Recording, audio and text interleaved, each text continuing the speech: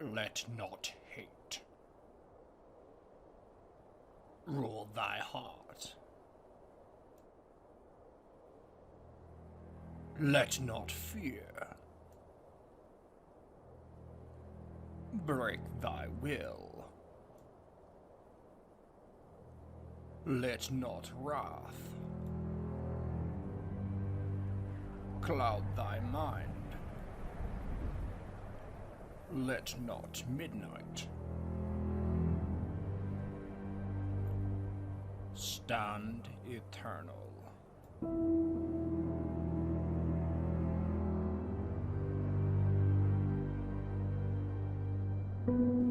Blades and Blasters presents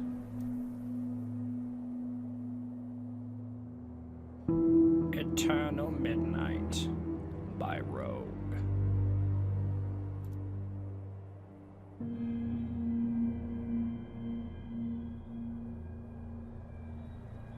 This is Demon Gate, a fantasy setting filled with horror and grief. Keep your fires high, else perish in the darkness. And at the end of days, the first sign shall appear in the heavens. Justice shall fall upon the world of men. The armies of light and shadow will clash across the fields of eternity.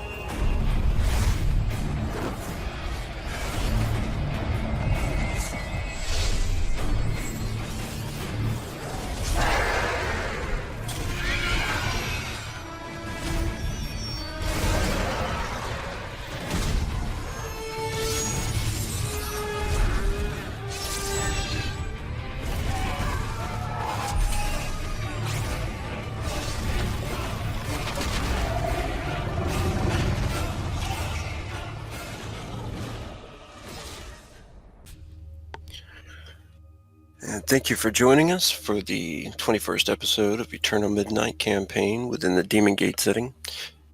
Tonight's episode, we have Ghost playing Hunter, Tet playing Wrath, Matihi playing Yuya and Vengeance, and Slip is playing Keltiel. I am your GM Rogue. If you've been following along the game, you most likely have heard about the Eternal Midnight giveaway. Just look for the details in the description or the Arcanum Syndicate website. So we'll have a lot of story to cover and so little time. So let's jump in.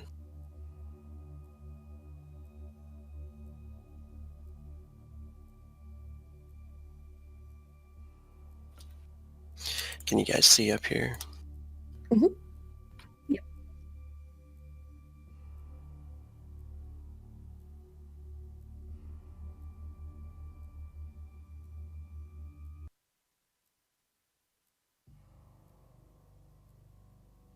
Hunter's arrows, Wrath's sword, the sisters and their magic. They had nearly wiped all of the arbiters from Skore. Smoke still twirls from a dying ember in the center of the stone floor, where a soul gate had been not an hour ago. A dead high priest, riddled with arrows, stares toward the ceiling, mouth agape in his last death throes. Piles of ash and bits of undead bone riddled the arena floor. Only a few were left alive. 2 of the slave girls, one left bloodied. She must have been tortured into madness and broken. She was hiding in the corner, shaking in the dark. The other had run off through the western door and flew through the exit during the battle in utter fear. She screamed and vanished down a candlelit corridor, the one that headed toward the feast hall. Another figure, dark and hooded, pale-skinned, a servant of Lycos. He had watched from the darkness, his one dead eye glaring through his patchwork face, sewn-together skin. As the battle took place, he had only watched Hasmediel be defeated by the exorcism of Yuya and the banishment of Keltiel, as Wrath defended them from the demon's attacks. The dark servant of the Necromancer watched and only smiled. Hawk had become a good servant to Lycos, the Necromancer's right-hand man. and was always there for him. He turned and fled up the stairs, his claymore upon his back as he vanished into the shadows, and was gone before the battle had ended. Avos had made his final decision to betray the witches and fight the arbiters as well. He had struggled madly to take control and pull apart the link that had held him bound to their service. He succeeded long enough, did he, break the link long enough to drive his blade through one of the primary soldiers of Lycos. The dark cult was broken now, and perhaps their conjuring of more wicked beings through the demon gate was finally finished. Hunter knew there was at least one more necromancer who could not leave this place alive. Lycos was somewhere here, most likely in the tower. It was time to hunt down his brother and end this once and for all. It was confirmed by Avos that the Ars Grimorium would be with him. The book held immense power, indeed too much for mortals. All of the atrocities, the suffering, all of the souls that were sacrificed, just for the sake of that power and greed. It was a tale as old as time. Now it was time to end the story, though.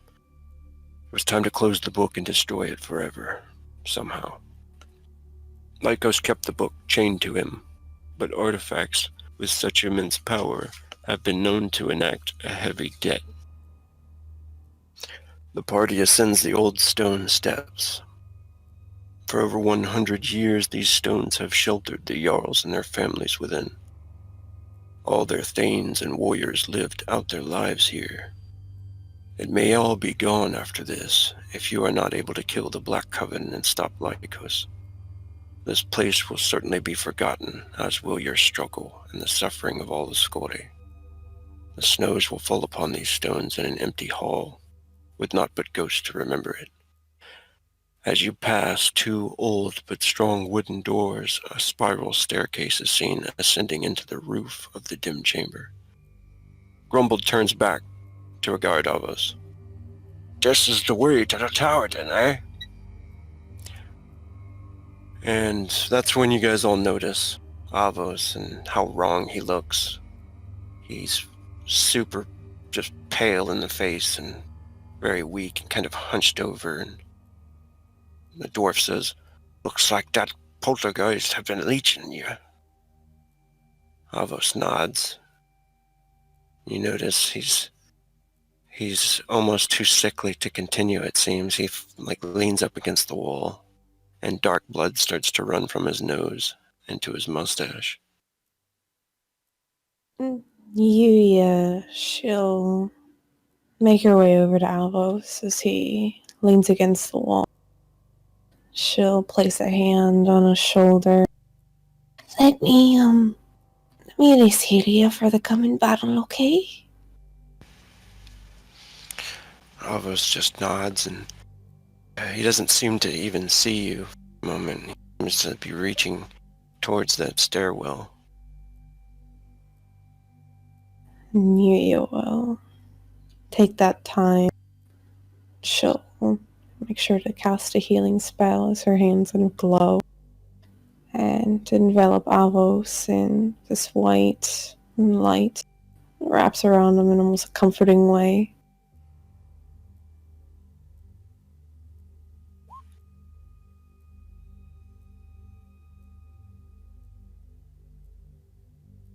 And you notice the healing. It seems to wrap around him and envelop him, but it doesn't seem to make him any better. Oh. Aside from the blood, stopping from the running from his nose and everything, he still looks just pale and kind of hunched over. And as you heal him, he says, "They have him chained in the cell. Whew. My son." And he's reaching for the stairs. His head is on the table, laughing. And you can tell he's just mumbling nonsense, it seems.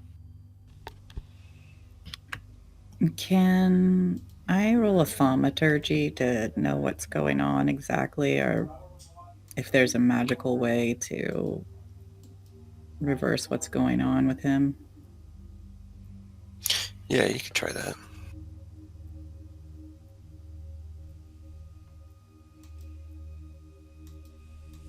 Because I know we exercised him last time.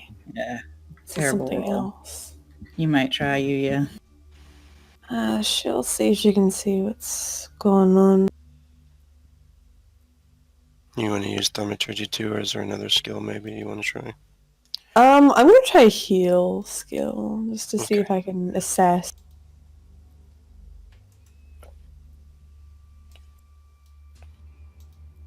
Oh, that's a nice one. You think that he's been awake this entire time, that he's so exhausted that maybe that spirit has just been keeping him going, almost like,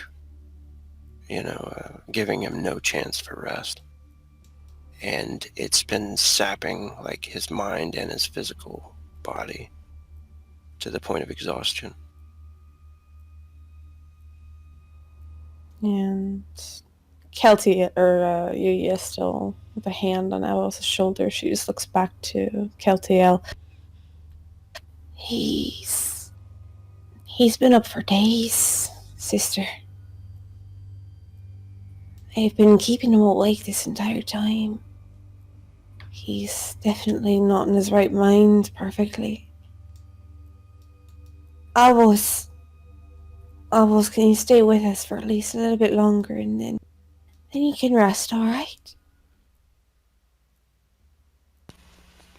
He nods. I'll protect you to the end. Good.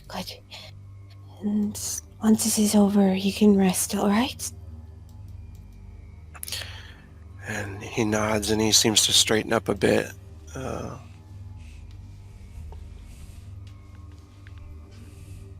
Hunter looks at Avos and looks at the others. Should we really have him keep going? He might end up being a liability if he has to fight this way. Yuya, she's looking very conflicted, seeing Avos here and him kind of suffering in this. She nods to Hunter. You're right. It's almost cruel to keep him going like this. He chose his path. We cannot wait for someone to take a nap. We can't wait, Wrath. I think we'll be alright. We'll just leave him behind for now.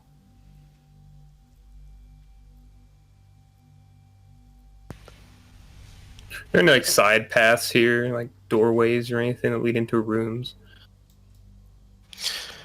No, not from actually, before you went into the double doors, there were those two side chambers, but you think that they were just guard rooms. I mean, that would be fine. You'd look at Avos and the others. It'd be nice to have his blade, but not in this condition. He should just go back and wait in the rooms, rest. That way he won't get in our way.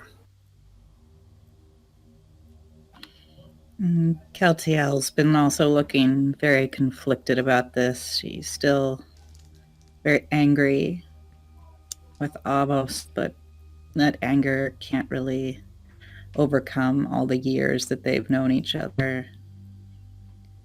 And she nods roughly. Yes, Avos, you're no good to us like this. Go rest. We will free your son. And when you are rested, you can help us. He looks at you, Keltiel, and after you mention his son, and he nods and says, "You come find me then, when you need me." Of course. And she gives him kind of a rough pat on the shoulder, and And they kind of lead him to one of the guard rooms. She tosses him kind of the remains of her cloak that's been burned and dragged through everything and folds it up on the ground. Just lie down here.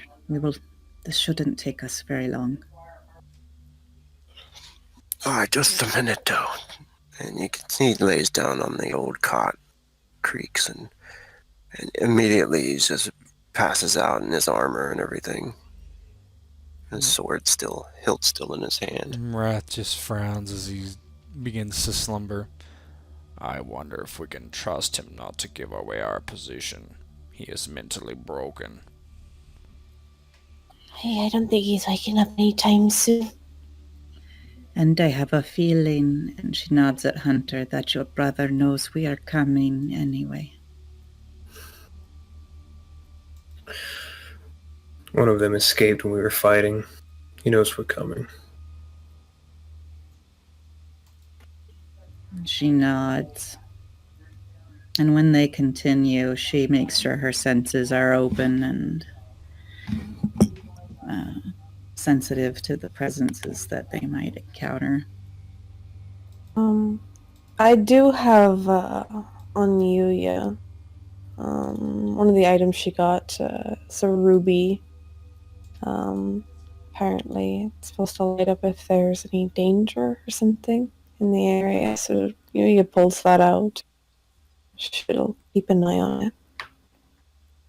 Oh, nice. Okay. And as you continue, I guess Grumble's gonna go take point still. Yes. Of course. Dwarven cannon fodder. Legends. This is the stuff of legends. Alright. And the dwarf turns back around and starts to head forward. Yeah. You can see some of the torches are lit in the hallways here as you guys are going up the steps.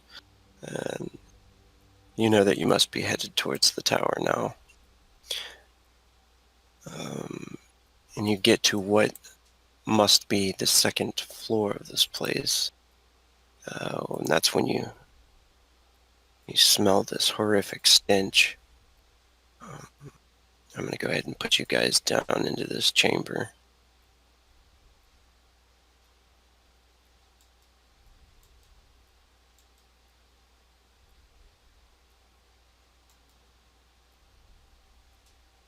You guys can do whatever formation you feel like doing down here. Yeah, I think Hunter would try to have them set in a line right now for the corridors. Definitely Grumble leading the way, but whenever it comes to a more open setting, probably a wedge with like Grumbled and Wrath on like the corners of it. So like I should definitely not be in front just because my perception is horrendous. well, just more for Hunter would want to put the strongest fighters in front in case of something happening, but he would probably be just behind Grumbled and then Keltail and Yuya That's fine. behind him. So probably something like this, Okay, yeah. and then Keltail and Yuya in the back. So you're calling the formation ability, which will give Yes. everybody a bonus to initiative and perception, I think. You caught me. Hell yeah. All these bodies are giving Keltiel some flashbacks to some of the traps that they've seen, and she looks at Hunter. Let us know if you see anything we should avoid. There's been a surprising number of traps in this place. Yeah, Hunter is going to survey for traps, nodding to her after he looks at the corpses, because that does bring him pause. Should we burn these? I think we should. Sometimes we're gonna leave something like this, I think there's spirits around who can possess these kinds of bodies after death. Should Hunter. I? LTL says, and just points. But she's asking Hunter because he seems to be in charge of when they're being stealthy and when they're not. Yeah, he looks at it and looking around. Do I see any movement on the periphery at all? Do I see anything ahead of us right away other than these corpses? Right now you are seeing a little bit of movement, but you notice like there's dust like floating through the air slowly, which is kind of throwing off the vision a little bit too. It looks like these bodies are all from the families that the Thanes, the children, the men, the women, the servants, all these bodies were left to rot, left as sacrifices here. Hunter, you can feel like your brother is near. Just seeing the results of these atrocities, it kind of fuels your hatred more. And the candles are lit in here around a bowl of blood. It seems like there's a blood shrine. Spoiled flesh, intestines still sit as offerings. You can tell that it's sat for so long. This must have been here from the beginning of the raid. And you notice there's torchlight in here that flickers on the shadows. Shadows moving on the walls. You notice the black altar is in the northern part of this room. And those are usually built by necromancers to construct their foul minions. Keltiel, you can sense a presence nearby, and there is a slight glow on that ruby that Yuya holds. It's hard to pinpoint any type of specific presence, but if anybody has the religious skill or theology or demonology, one of those. I mean, I have theology. I can give it a shot. Yeah, LTL just exchanges a glance with her sister and nudges Hunter so he sees Yuya's ruby. The theology checks. It seems like these were shrines to the six Stygian gods, the devil lords. Like the blood shrine, for instance, is like to Volhakis, the god of disease and pestilence. And you notice there's spikes in the corners of the rooms with bodies on it. That's obviously a sacrifice to the god Carnage of war. Yeah, Rat just begins destroying all this. He takes his shield and just starts knocking it over, whatever he can. Okay. I'm gonna shoot. I think I'm not currently on any drugs. If I take some fire spirit salt root, is that gonna cause a body check at this point? No. Let me see. Actually, I'll just say, Wrath, do you see anything with your other sight? He's knocking things about and he stops and turns, looks over his shoulder. What are you looking for specifically? Something here that's not visible to the human eye. Very well. He'll do astrocyte. Oh my gosh. Take some of that fire spirit salt root. Gives you bonus. Yeah, you start looking around, and you notice that this whole place seems clouded too, like almost like a miasma floating through the air, almost like a mixture of the spirit world. This place is filled with black mana. Sister, is there anything you can do to cleanse this place? Yuya kind of looking at the different altars and bodies piled up, seeing that shrine to these unholy gods. She's looking mighty uncomfortable, holding her hands to her chest, and seems to be making a bit smaller as she enters here. She looks to Keltiel as she speaks to her. All I can think of doing is maybe destroying these altars. Destroy the altars. Just get Burn rid the of them. corpses. Burn the shrines. Hi. Maybe you can say a prayer in here for us. I will burn the bodies. Wrath seems to be getting. He's watching Keltiel fairly close. What is so important about this place? It is like the heinous things that we have passed before. Why do you fret over this place? There's something here. And she points to Yuya's ruby that's glowing slightly. And I can sense a presence, but I can't pinpoint where it is. I don't know if it's just the lingering evil or the spirits of the dead that cannot free themselves or are being watched by something I don't understand. Let's just quickly burn this place and set these souls free. Keltiel nods and she points at the pile of corpses and starts to ignite them. Yeah, Wrath is just smashing things to bits with his shield. Yeah, you guys all start shattering stuff and burning the bodies. You know, these were families there, and pretty sickening what has happened in here. And on the black altar, you notice there's a book. Whoever goes close to that up here. I'll do that. Where are those skulls, by the way, Rogue? You notice one right here, and there's one that was looking at the blood shrine, kind of facing the shrine there, and one right there. There's Got it. 4 of them. Those two have seen us then, so it makes little difference for that. Yeah. He may not even mention it, knowing what it means anyway, because they already assumed that.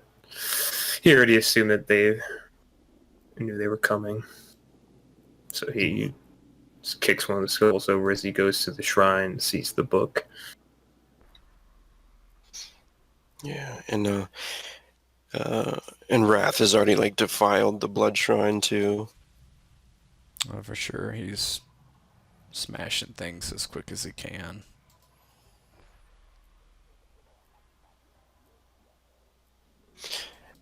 You do notice in the cage, one of these cages, whoever wants to get close to those, there seems to be like lots of torn or skinned bodies in there. So it really appeared when you came in as just a mass of bloody mess. But if you get close to it, it seems like there's a child in this one down here. Black hair, pale flesh, like very pale flesh. The hair is all in her face. But she's been skinned, you said? She actually looks towards you. She seems the only thing that's not skinned in there. There are other bodies in there sitting with her in the cage that are all skinned and look like they've been feasted upon.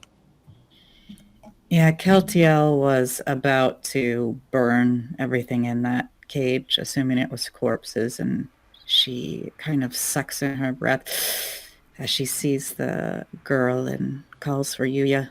Yuya! Hi. And she turns around and she had her symbol of Ghana out, of whispering a prayer for these people.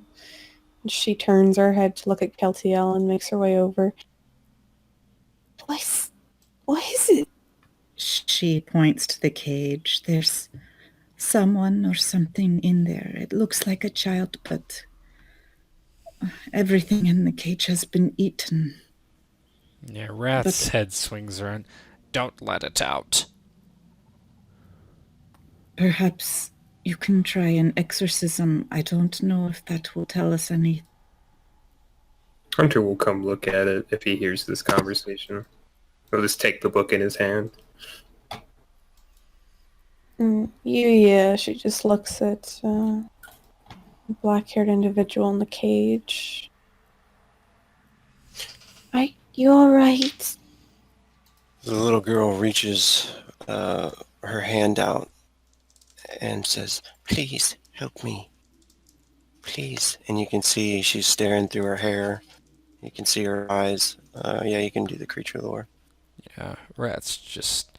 I would step away, Yuya. This could be a Yeah. devil. Let me whisper you something. And Yuya seems, seeing that it's a child, that it's asking for help, can see that pull of conflict, and she turns her head from Wrath and looks to the child. I'll help you, don't worry. Do you think there's reason why everything else in the cage is eaten? Hunter grabs Yuya and pulls her away. It's not a child. Yeah, upon hearing that, Wrath just steps forward and tries to stab the thing in the cage. Yeah, you usually take care of it however you as long as it's in the cage. It does move with like insane speed, like leaps up onto the roof of the cage and moves around it really fast, climbing. But you're able to finish it however you want. Yeah, he stabs a few times as it evades his attacks and eventually gets it and jabs it through the chest, killing it instantly as he hits it. He turns to the rest of them and says, "We cannot let ourselves be deceived. We cannot let ourselves be slowed. These are the ways of our enemy, using our conscience against us." But we cannot become like our enemies. It was good to kill this one and to be cautious, but she shakes her head. Once we let go of our humanity, we are no better than them. We have to help those we can. What was this? It was a Gretchen. It's an undead taking the guise of a child. Cursed. And there's no way we could help it, no. Wrath helped it in the best way it could have been helped. It was a monster, not a child. Then I will burn this like all the others. And Keltiel sets everything in the cage on fire. Rogue, did you see my whisper?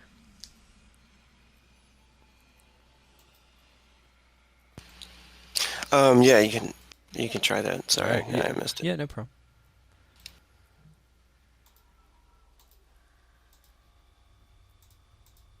Whoops. Hunter's gonna look at the book also. Oh, you have a book, Keltiel says. What did you find? I don't know yet. He just starts trying to flip through pages. Okay, the book was actually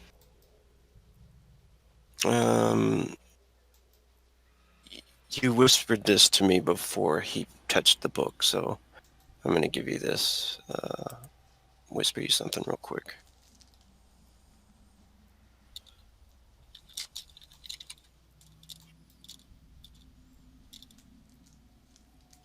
And plus, you did roll pretty high on traps.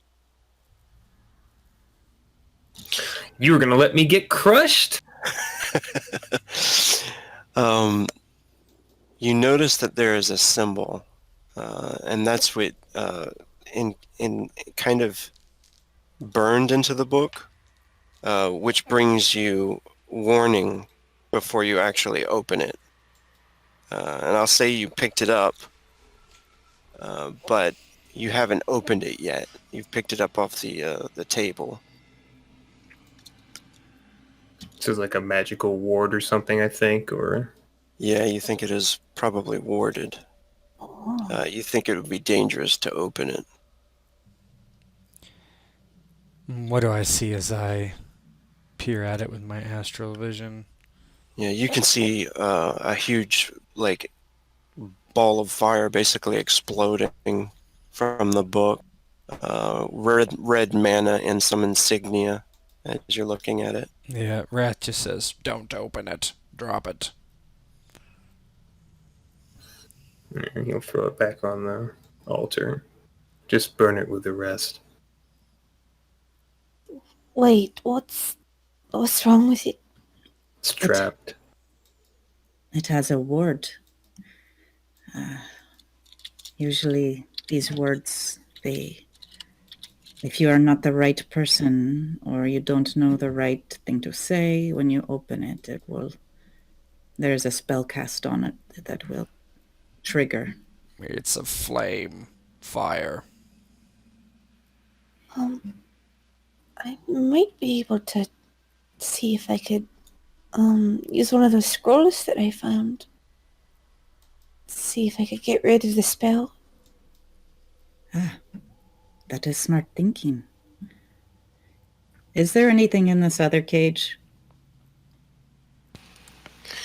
A failed experiment, it seems. All right. I'm just burning. Yeah, more flesh, more things that somebody must have created at that black altar and used all this for. One thing does come to mind, though, is that none of these artifacts, none of these shrines or anything are too Hasmedial or anything like that to the realm of mists. Or,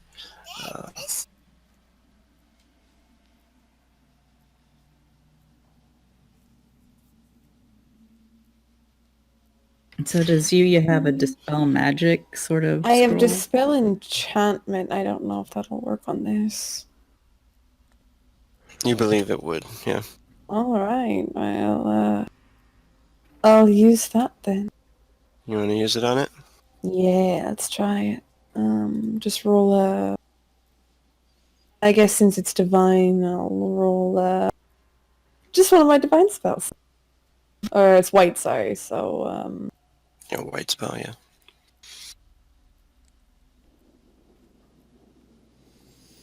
so I think hard flesh is white. It is. Okay.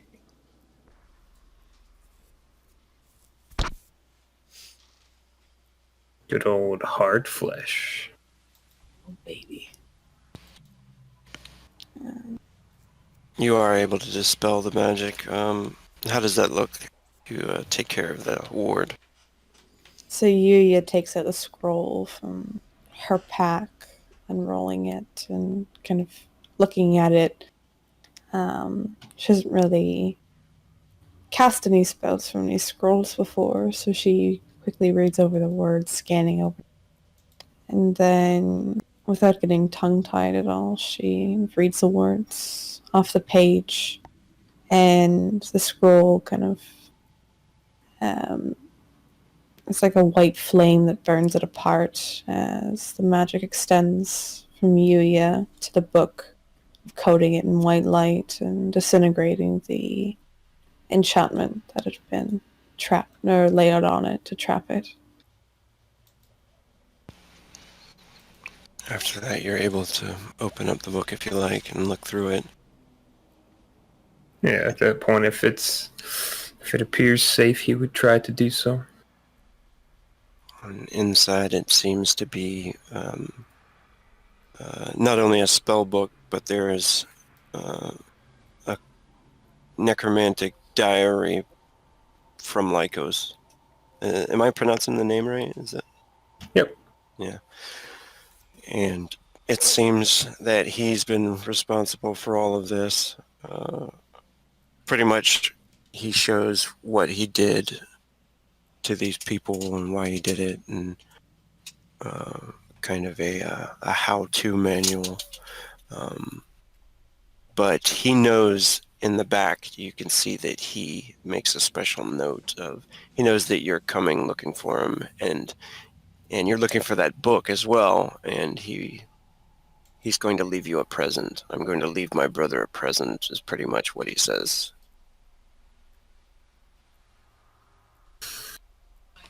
Same sense of humor as always. And he closes the book, and he said it was a spell book for necromantic spells. Yeah.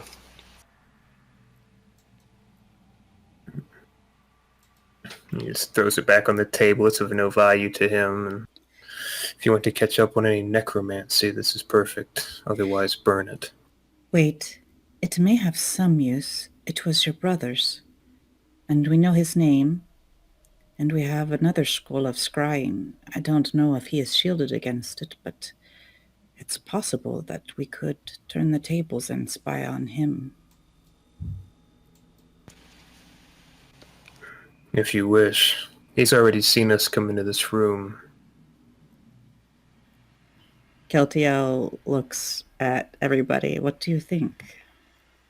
I think it's a good idea, sister. It is, but I think the more we delay, the more we allow him time to prepare. Yes, but that wouldn't take long. Alright, maybe we could even see what he's got prepared for us. So Keltiel will pick up the book and pull out the scroll. Look at Hunter. His name is Lycos, right? Yes, that's correct. And I have seen his visage. And she concentrates on the connection between the book and its owner.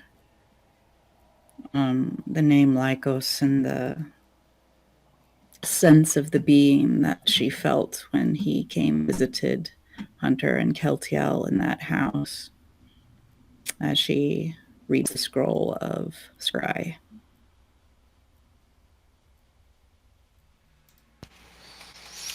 All right, I'm going to...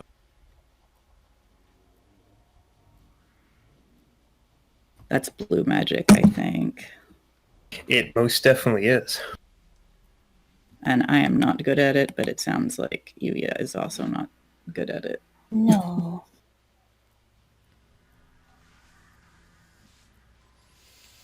Just don't roll a 1. So that would be... I mean, I get a bonus for using one of my focuses. Is it -2 when then? Do you normally get -3? I think it starts out at 0, right, Rogue? yeah, you'll be good. You'll be good. That's for banishing. I think you're thinking of banishing the... Oh. If you don't know their names or something like that for scrying. No, I was thinking of not being proficient with blue spells. I think that my understanding of it was that it was just if you're not trained in blue magic, but you're trained in sorcery, you're at +0 for everything, unless you're specialized in blue magic. Okay. Correct me if I'm wrong.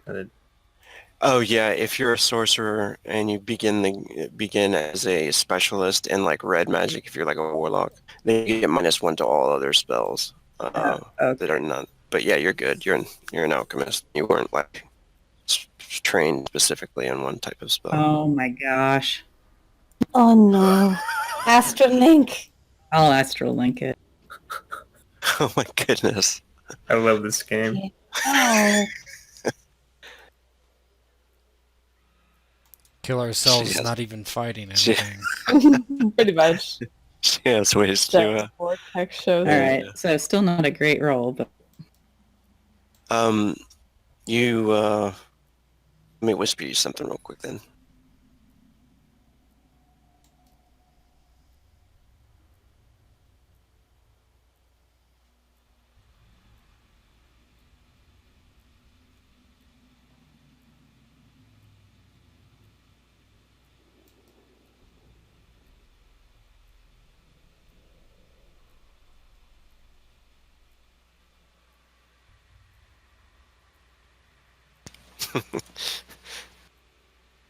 I wrote, yeah. Feel free to elaborate that. and make it sound prettier than that does. Okay, what do I see around him though? Like as far as others in the room?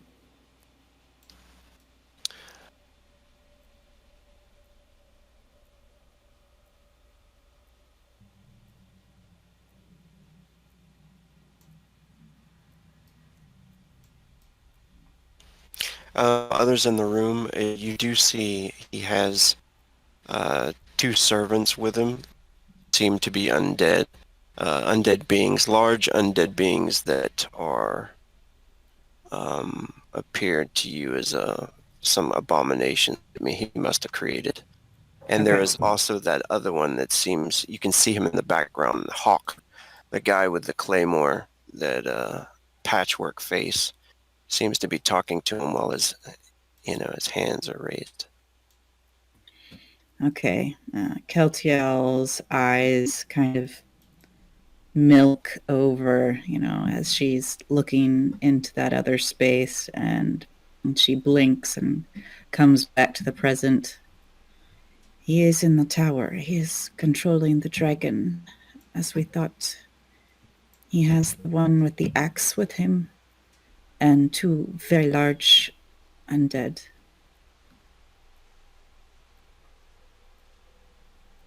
And, oh, goodness. I need to hurry. Yes. Are we done in this? Have we got all the bodies? Let's be off with this. And I'm going to move over to a scene real quick. Oh no! Oh, no! Can everybody see that? Yep. And I'll just need Runes and Tath's voice for the end here.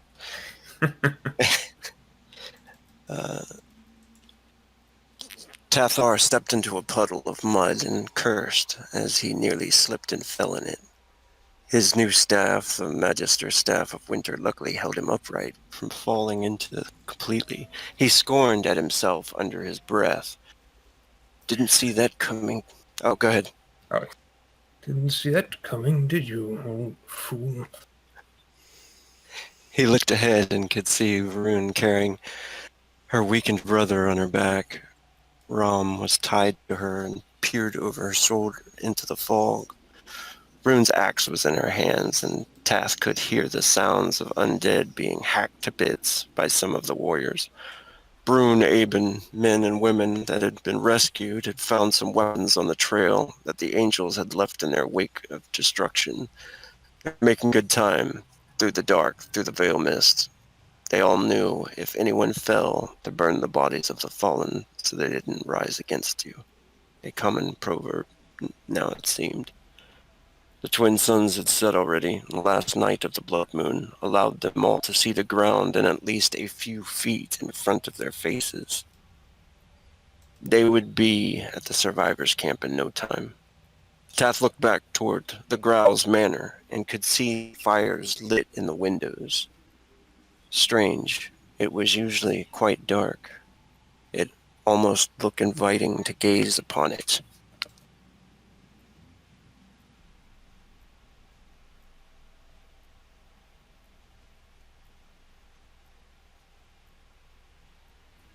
Why were fires lit in the tower? He hoped the others were all doing well in there. They made their way up the trail out of Skore, with only a few wounds from the undead wandering aimlessly in the mist. Yet that mist was starting to lift now, and they were leaving the town. The mist was nearly gone. Brune stopped to give Rom some more of the tonic she had prepared at the edge of the dwindling fog, using some strange herbs that Keltiel had given them. It was helping the boy drink a healthy amount before resting his head on his sister. Tathar looked up the trail to the dark woods and hoped the survivors' camp was still there, that they still had a chance to catch up at least. That's when he saw Farthnar appear from the darkness of the tree line. Tath could not tell if the ranger was smiling, but the old man sure was. Rune also looked from her brother to Tath and smiled with a nod. She was beaming, but her smile faded fast as her eyes moved to look behind Tathar. Farthnar burst from the shadows, leaping onto a boulder with his bow. In his hands, with great speed, he launched a volley of arrows as fast as he could. But before Tathar could even fully turn all the way around, a crackling blue flame burst over the man's head and scorched the earth around him. The heat of the dragon's breath burned hotter than anything Tathar had ever felt. The blue spirit fire was magical flame, and it consumed nearly all of the people on the trail in its unholy blast. When the flames dissipated, Rune was burning. She held under the burned remains of her baby brother.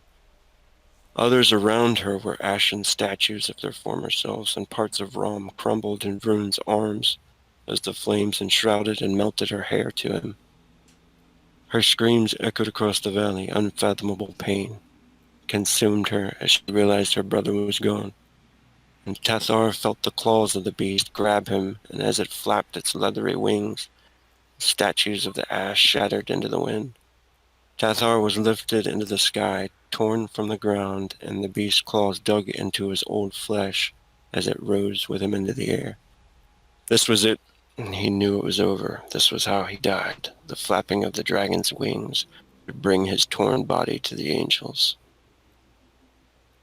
He read the small raindrop in the puddle by the light of the blood moon, the puddle that he avoided stepping into. He had decided to gaze into that puddle, to use his powers of divination to take a glimpse at what was in store for them in the near future, and the vision was unsettling and filled with blue spirit fire. Tathar had struggled with his gift in the past at times. Was the sight a curse, or was it a reason to have hope? He knew what was going to happen in many circumstances as long as he stopped to read the signs. All threads could be bent and manipulated to change the events to come. His glimpse into the pool of still water in the muddy road told him the truth.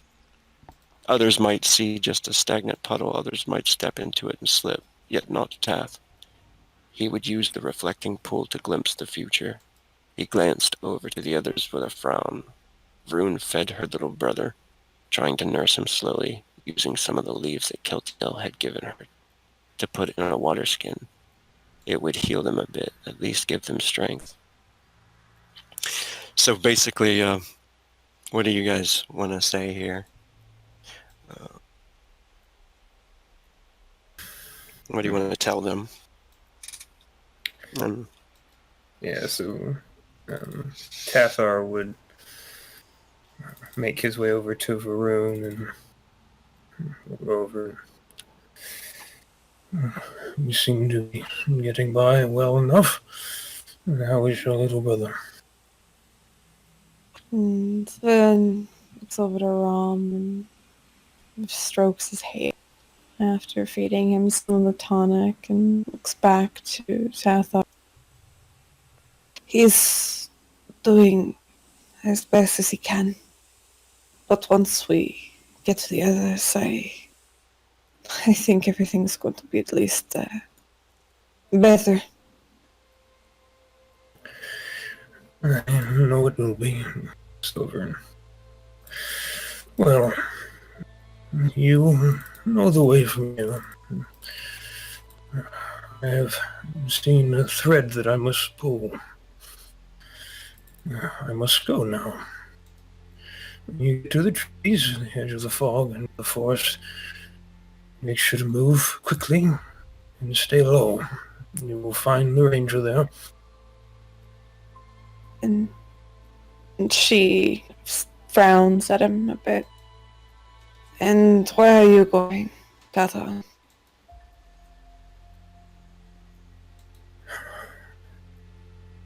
I've seen something awful that I must prevent.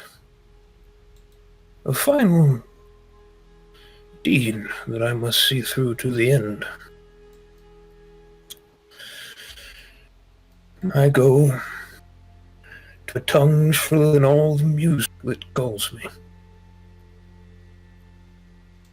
Then gives Tathar a hard look. After a moment, claps him on the shoulder with her free hand. It's not hard. It's more comforting than anything. I know we haven't traveled with each other for very long, Tata, but I want to say thank you. I'm not going to convince you to stray from whatever path you need to go, whatever strings you need to pull. As I understand the calling that you probably need to go to. Just be smart about it. Alright, old man?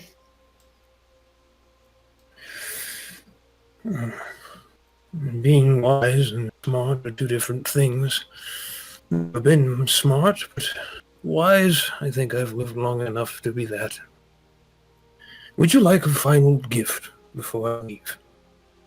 A telling of things to come. And she smiles a bit at him, saying he's not smart, and she lets out a bit of a laugh. Sure, Tata. Tell me what is to come. I've seen threads, and as you know, threads can be pulled, changed. I like to think that this one will remain. I see scoring, dark, covered by fog. But then a light shines through. I see a proud, tall, strong woman leading people back to their homes. I see thatched roofs repaired. I see children playing in the streets of Skore once more. 10 years, 20 years. I see a thriving city, a place of peace and joy. A dark history removed in favor of a bright future. I see a crown upon your head, and I see many strong young lads running. You have a part to play. The battle between good and evil is never ending, but there will be happiness in your life once again. Good. She nods as the old gentleman speaks. I'll make sure to continue this path, Tatha, to see this come to fruition. As I know if I sit back and just let my people do as they please and just hope this comes about, it won't happen. I will make sure to lead my people out of here and eventually lead them back. And with everything that has happened in Skore, all the death and destruction, thankfully because of you and the others, Skore will still survive. Maybe not with the buildings for now, but with the people. No. Do what you must do, old man. And whatever life I will see you in, whether it's this one or something else, I wish you good luck. And may the gods guide you. May they guide us all. Travel safely in the room of spring. He will make his way away from the camp for a great duel of the fates. And the scene pan. You got place burning bar, making quite a stench, starting to fill the chambers. What would you guys like to do? As they prepare to leave, Keltiel is pondering on the vision she had watched, some of the arcane language that Lycos had been using. She realized it was to control the dragon, but she hadn't immediately understood everything he was saying. But as she sort of processes that in the back of her mind, her eyes widen and she looks to the others. He was calling it back. He was calling the dragon back here. Then we You, should hurry. we have to be quick then. All right. You guys can. Get out there just a little bit. You guys are free to continue down this passageway this way. However, formation you want to make or whatever. Yeah, I'm assuming Wrath and Grumbled are in front, and Hunter. However, Hunter's directing us, so we get that. Yes. Always the strong men in front. Always the meat slabs. So it'd be Grumbled and Wrath the head of any column, and then if there was ever open space, then kind of a wedge. And all you can see is it seems to be another altar setup over there with more flesh and stuff, and all of this really old. This chamber seems to only have one passage to your right. Yeah, he just peeks in there and then kind of walks around. Okay. Unless anybody wants to search that chamber for anything else. Keltiel, knowing that they're in a hurry, will just ignite the bodies and continue.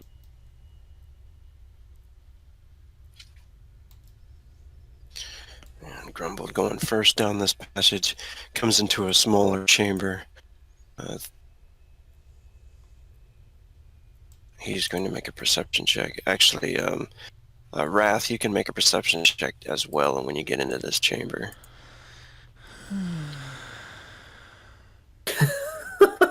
I can't use my astral sight instead, can I? Yeah, you can. I'd much rather do that. Oh, God. Hey, that's pretty good.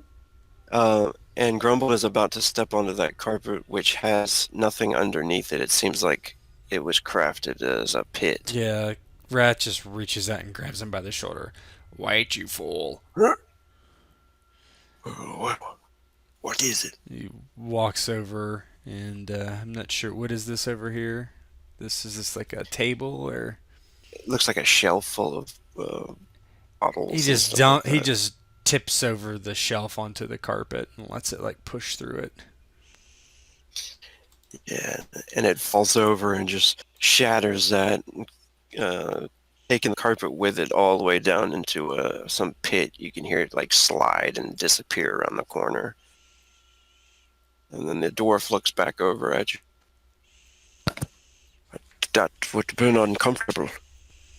You would have been dead. Many thanks. He looks over to Hunter and then Grimbold. Are you sure you should not be in front? Switch places with me, dwarf. You pull him to the back and begin to lead. You can see sort of a kitchen in the other chamber. It's lit up still. Old food. Looks like this must have been the living quarters or the eatery.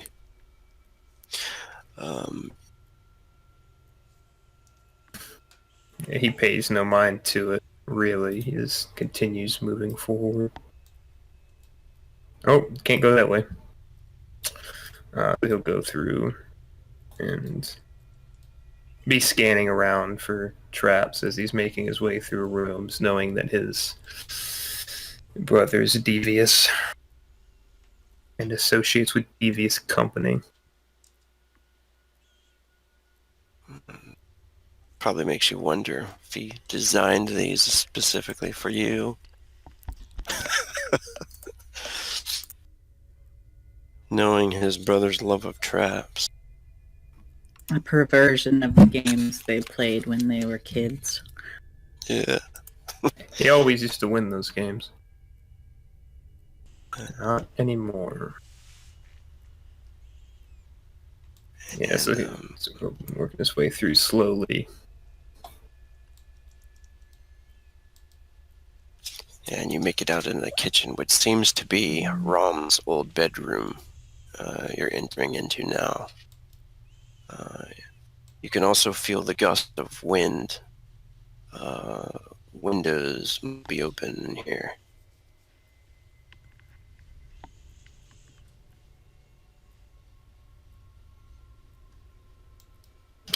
Yeah, Hunter is being very careful here. He does not trust this square as it looks a bit out of place.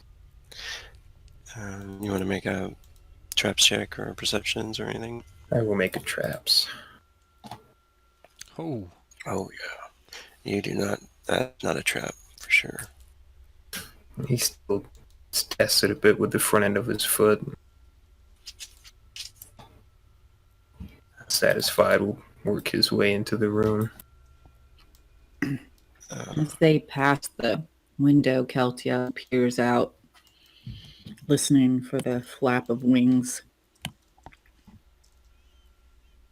Yeah, Keltia, you can actually sense a presence in these chambers that you're coming into. It seems to be there's something up there, probably even a couple of things. That Hunter's entering. Yeah. Stop! And he freezes. What is it? There's at least a couple of beings up ahead in this chamber.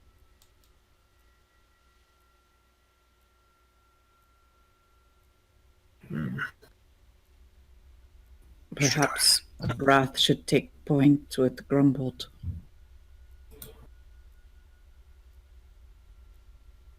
Hunter will look at Wrath and the dwarf.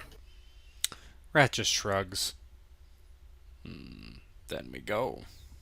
He begins to walk forward. Draws his sword. Slings his shield.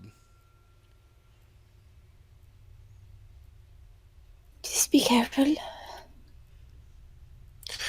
The dwarf goes up there too and steps in front. You can he's like a little nervous, but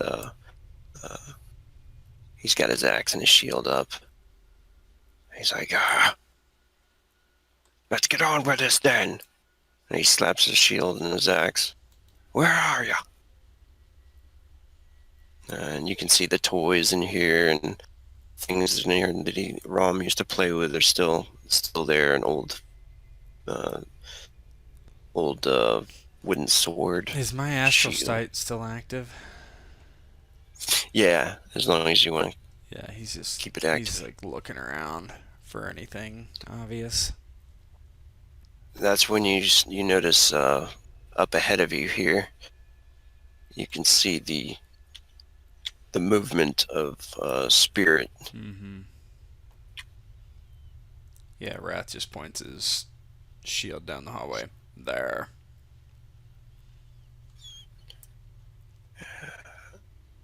And if you can see him, Hunter, you can go ahead and make a creature lore check. It immediately turns towards you guys and starts to hiss. Its eyes are glowing blue. It's well armored. This is a type of undead you haven't encountered yet, called the Draugr. Did you say it was a spirit? It's not a spirit, but Wrath can see kind of their spiritual essence. Oh, okay. I misunderstood. Yeah, sorry. Kind of like a black mana wrapped around their spirit. It still lingers here. Pretty powerful being. And your creature lore, yeah, tells you that it's the Draugr and much high cold resistance, and they have an ability to chill you at the touch too. Fire and dismemberment is going to work good for them. Yeah. Hunter will draw his bow and try to let them touch you. They have a chill aura, but they don't like fire very much. The Wrath steps up and says, "Let them come to us. Geltiel, burn it."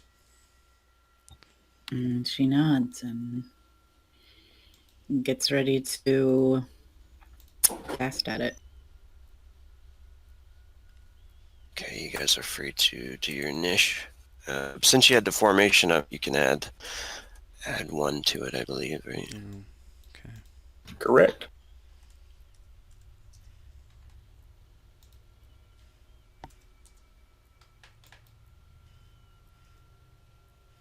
Old Grumbled.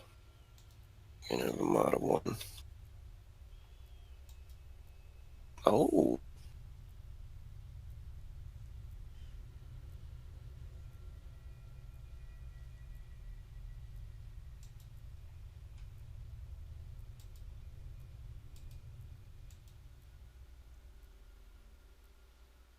Mike's gonna have Grumbled going first.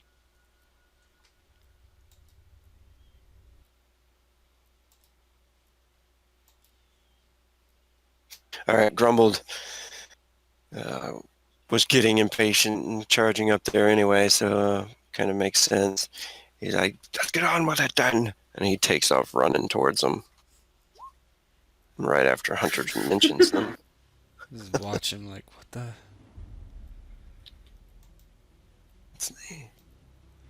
Yeah. With his charge, he can make it. He's going to go all out at the Draugr there.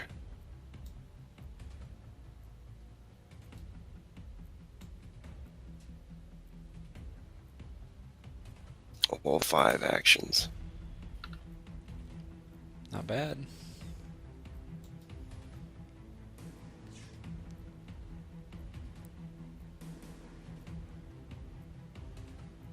Draugr has a shield. That one does. Gonna try to block. Nope. Oh, nice. Silver does do power damage as well.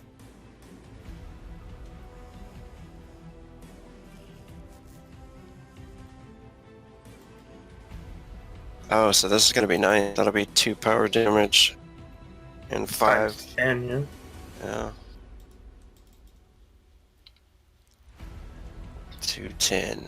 So Grumble just charges in and catches it on the leg, and then hacks across its hip, catches it in the chest again, basically bringing it to the ground. Doesn't finish it off, but does some good work on it. I think the wrong one got hurt somehow. Two of them got hurt. You might have them connected by accident. Oh no. If you just make it hard to roll from the token, though. I don't know. You might just have to move it to whatever his sheet is.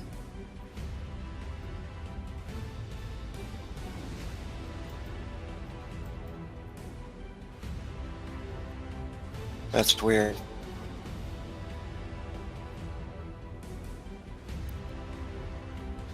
My guess is that both the tokens are associated with the same character sheet. Yeah. That's what I'm thinking. 2 H. It is soulbound. It's fine. They were blood brothers.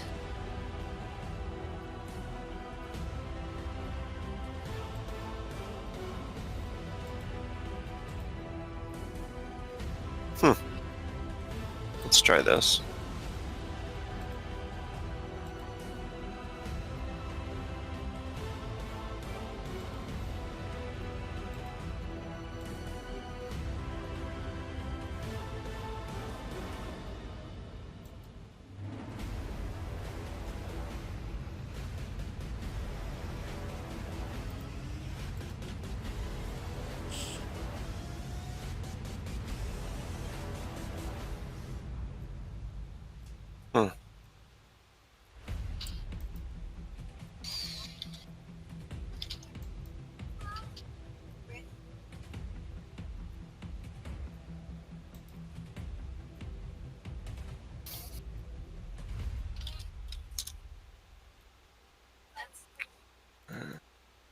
There we go.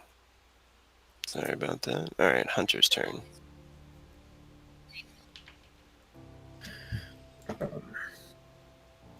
So Hunter is not going to charge in. I'm assuming this door is well wide open. Grumbled ran his stout dwarfen self through it. So he will take one step up to fire at this Draugr. Alright. It will be aimed. You see this little table there?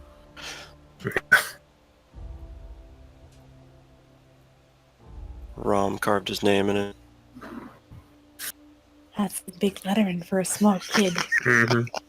He spent all day doing it. It's even got a little. It's got a little King Rom on it.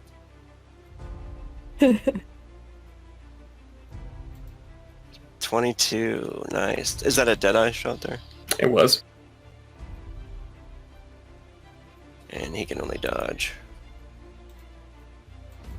Nice. Ooh, baby. That is armor defeating. Did you ever put Bane Valve on arrows? Not yet. Okay. We're saving all of that for a special occasion. So he fires one shot. It clips through just between the armor padding into the shoulder, and then he'll fire a second. Another Deadeye. And your Deadeyes are ×3, right? You have Deadeye Master. I don't believe I do. No, I do not. Oh, okay.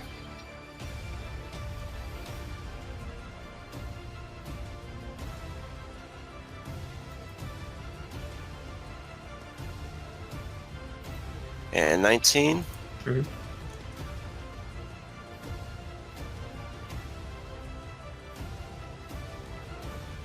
Nice.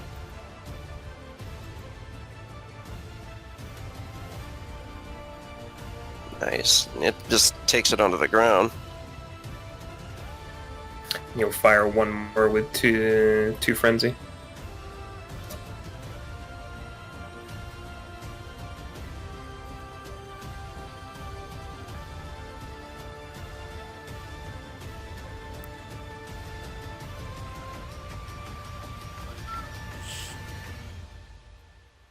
Nice. Nice.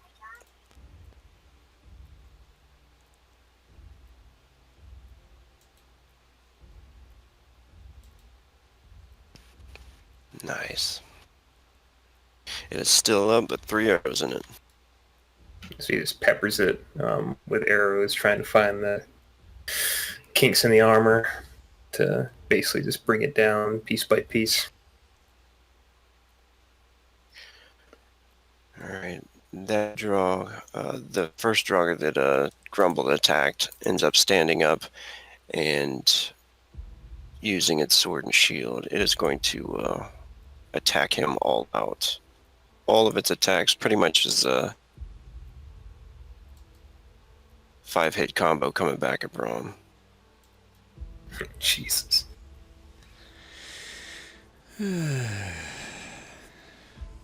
Or Braum, Grumbled. Oh no. It's a Grumbled fight. No. Oh, no. He's gonna block at his shield, or try to. No. Oh no. The luck of the dwarf. The dwarf is determined. To die. That's ×5. Jesus. I don't know why throwing my popped up. God. 170 damage to Grumbled. Oh, he wasn't fully healed either. That's alright. Grumbled is hurting. The Draugr comes up and slices him across the leg, catches him across the stomach, and then the arm and the chest. Grumbled falls to the ground. kind of like battering his shield out of the way. The one that you shot with the arrows rises up off the ground. It has a two-handed hammer in its hand, but that does take actions, or its movement, to get up. Half of it, so it comes plowing towards you guys, only makes it to right there with its two-handed hammer. This one back here takes a bow off of its shoulders and is going to move to here. It is going to fire at Hunter, a deadeye shot.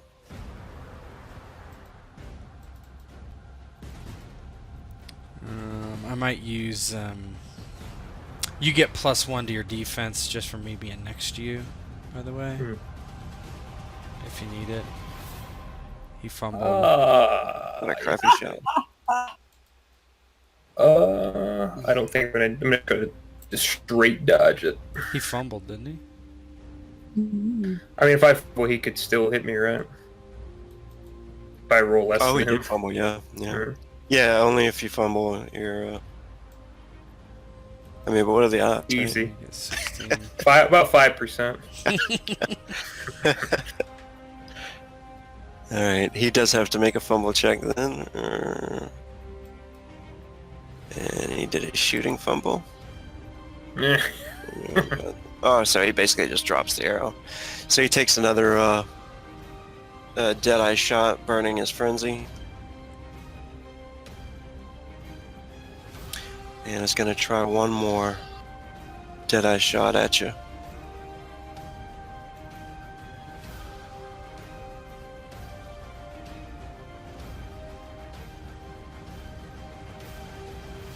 Oh, man. Oh my... Amazing. Get that bow away. Nice. Oh! You get an instant Oh, man. shot at him if you want. You want to fumble him before or after I shoot? Yeah, I'll fumble him now. Alright.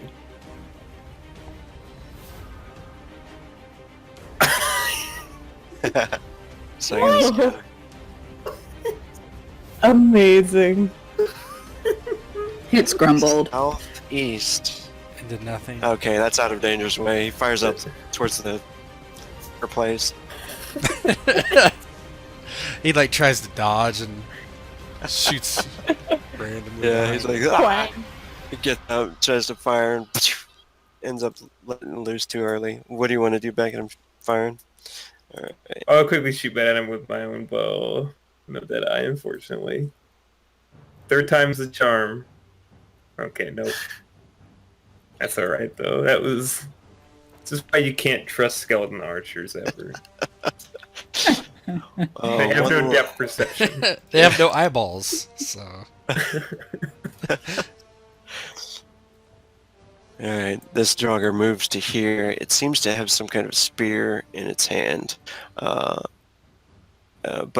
as it starts to mumble some incantation and point the spear towards you guys, Hunter and Priestess, you are going to have to defend the lightning bolt. Oh no, we're not. Yikes. Because there's a whole yeah, I'm gonna use Counterspell. oh god. Yeah, thank you. Counterspell. Are you sure you want to do that, though? This is a different combat scenario than when we It fight is. the other guys, so... Oh wow. Yeah, it is pretty, Yeah. pretty high. You want to do it? Yeah, I'm gonna just kind of deflect it so kind of view as she sees and kind of unleash this lightning bolt. She just deflects it, and she actually deflects it into that table there. Into Rom's table? Yeah. Poor kid. Blam! Alright, yeah.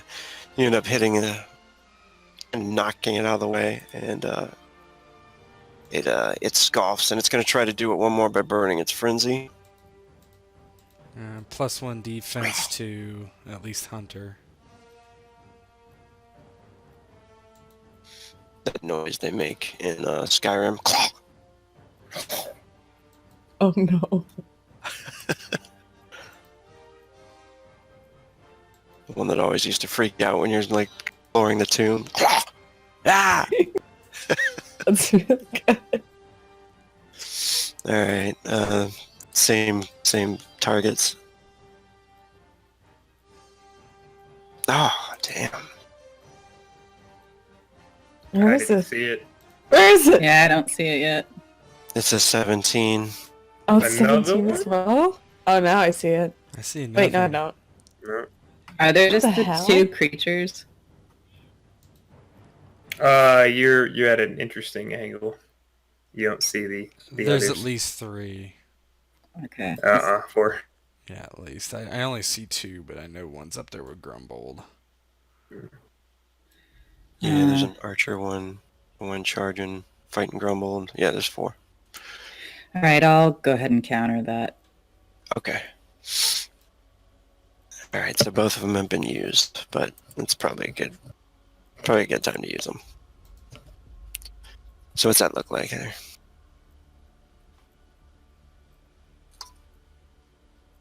Since you're deflecting Celt.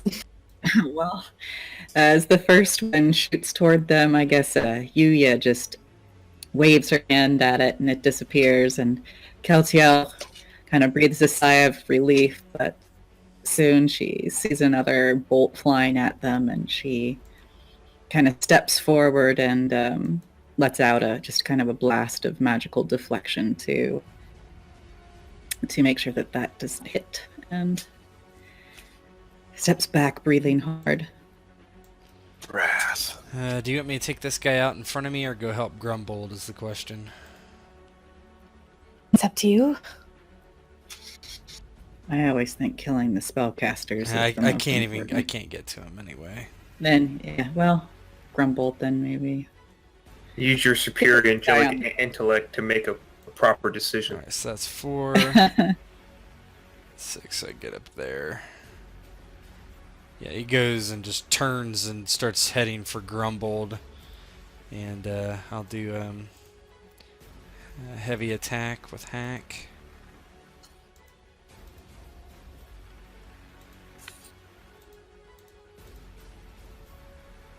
Oh, nice. He is going to try to throw his shield up.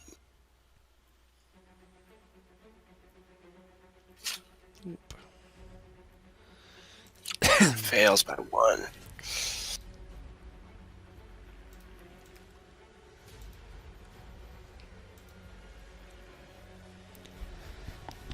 Nice. He is looking pretty bad, but almost there. Yeah, he just swings and slices him across the chest and attempts to do it again.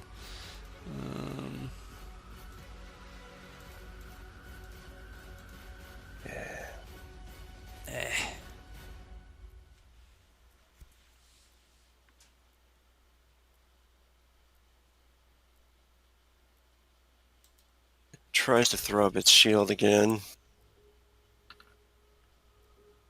Did the other one knock him to the ground? It did, yeah. But doesn't matter. The 21.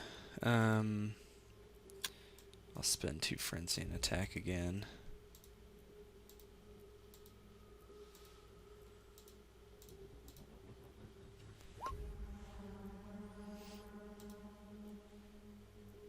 Oh, nice. He is going to try to use his combat roll, which is going to give an extra d6 to dodge this. And he's on the ground too. Yeah. So he's going to get a d6. Well, just -1, whatever he rolls here.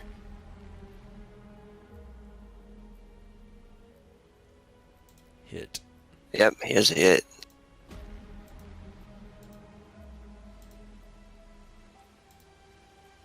Oh. Oh, that's a kill though.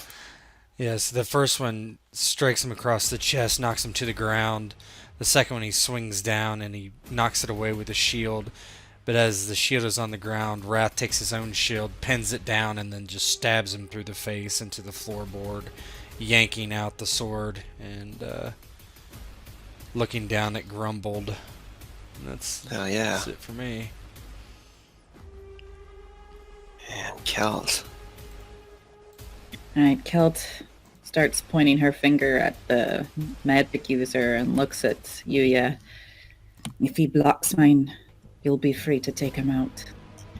And she's gonna cast Ignite, including Frenzy, so times 6, plus whatever times fire damage it ends up doing, but...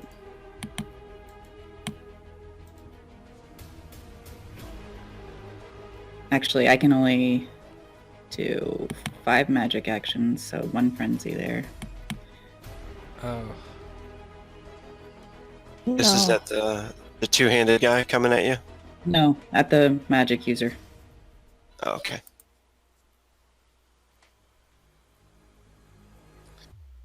He does not have counterspell. He doesn't have counter spell. Okay. I don't think so. Let me check real quick. I don't believe he does, though. We all laugh at him. Noob. The entire fight He's a- itself just a laugh. He's a fake wizard. Oh, I know why. Okay, alright. He is going to try his normal dodge. Alright, he dodges. Was that everything for you? Yeah, that'll be That's it not for me. And then Yuya. Hey, Yuya, she's gonna step up. Actually, no, she's gonna stay there. Maybe go behind Hunter just to see. Yeah. So she can see all 3 of them. I'm going to do... oh, goodness. Where is it? The big old raise that she can do. Shatter Undead, that's it. Ah! Shatter him. I have 4 in that, so I get a +4. Oh, nice. Yeah. Do you want to center it all? 1 Oh, or 2? I've got 14. So I'm probably gonna do... I'm just trying to think. I'm gonna do at least maybe 8 on this guy, on the spear, the fake wizard. Mm-hmm. I'll do another 4 on the guy coming towards us. Okay. And the other 2 on the archer at the back. Okay. Alright. And... let's see. 1 roll to hit with a +4. Funny. So I might as well... oh no. I don't have that as a... what is it? As a roll, so just roll... oh goodness. D20 +4, I guess. Yeah.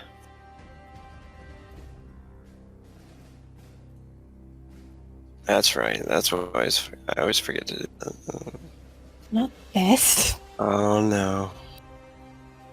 Alright, we'll do the wizard's dodge first.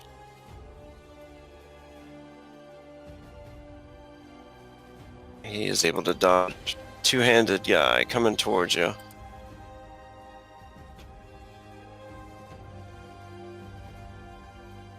Dang The archer.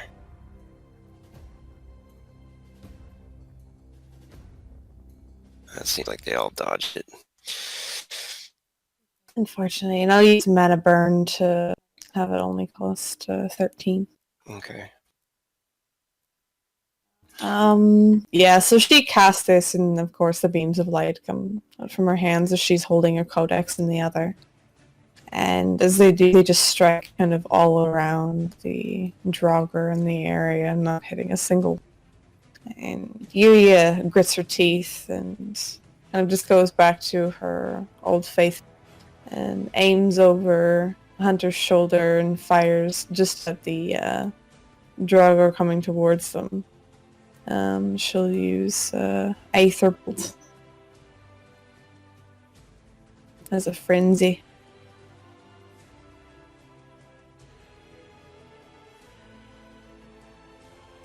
$14 Aether Bolt. I missed My it. goodness. Unfortunately, Yuya can't hit anything. Just strikes around them as well. A cop drugger. I meant to be. Ew. That's all for Yuya. Alright. Grumbled. He's going to roll this way and say, I know you don't. And then try to unload on the drugger and to come after you guys. He does have a nod of thanks towards Rook, though. We're saving his butt. Oh, God. I don't believe Grumble has any way to save himself from that.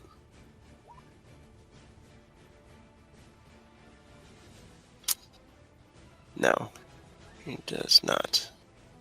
He's gonna have to take it like a sailor.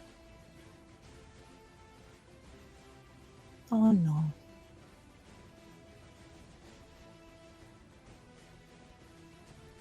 Grumbled. What's he gonna do now?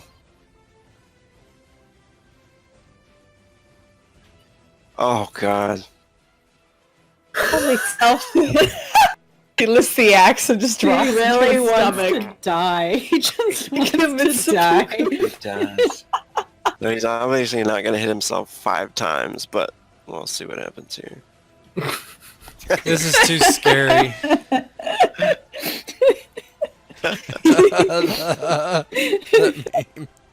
What is happening? Chaos.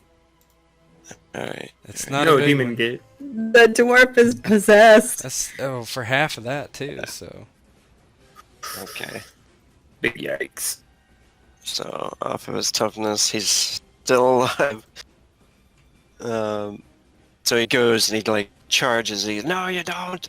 And he brings his axe back to kind of chop down at the thing uses its hammer to block, and then it just bounces back. The back of his axe hits him in the face.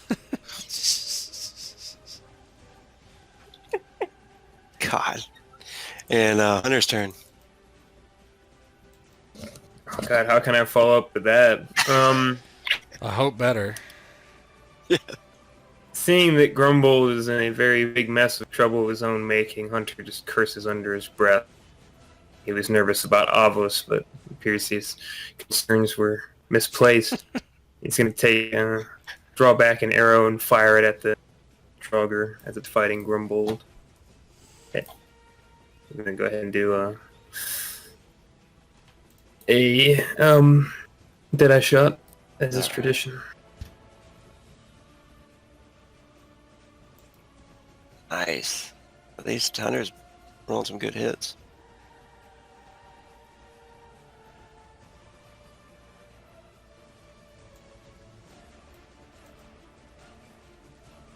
Draugr turns and looks towards Grumble.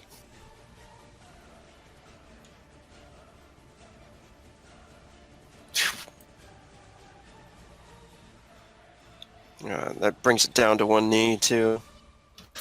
Another.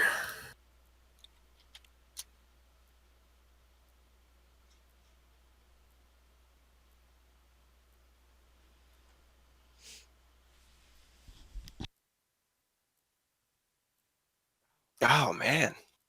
He just can't miss right now. Don't you put that evil on me.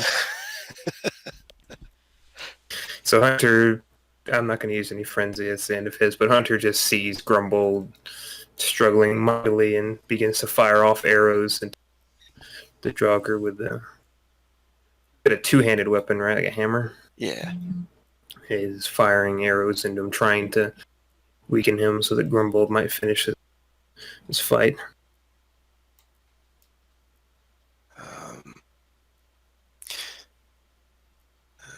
The two-handed one gets the 2 arrows through him, looks back towards you for a minute, but then he turns towards Grumble with a rage and is just going to try to hit him with his hammer.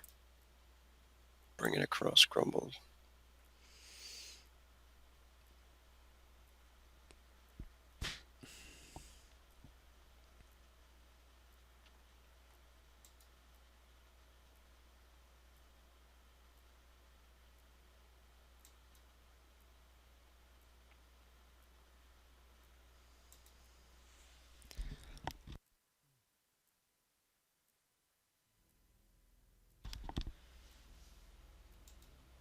And Grumbled is able to block that. So the Draugr comes with one more. He swings back with the hammer again, trying to do another heavy attack at him.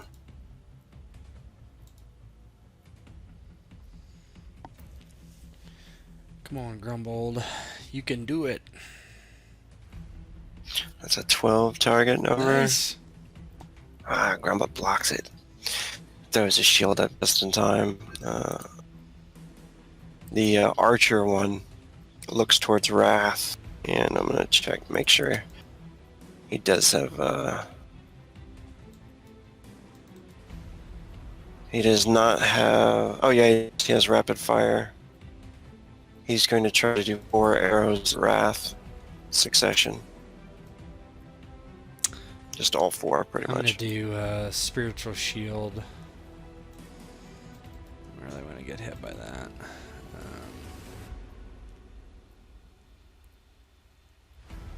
Okay, one sec. Sacred shield, I should say. So I gotta burn a saga for that. Okay. And you've got 2 points in that, I Yep. think, too. You can Yep, do that I twice. can do it twice. Nice. Oh, I'll just take that. critical. You got anything? I can't. Anything to throw? Well, I have an axe. Yeah, you can throw that I if you want. can throw it even though I got my hands. I got a shield in one hand and a sword in the other. So Oh, that's true. Do quick draw. I do, He does. There you go. and I have like hurl. I think.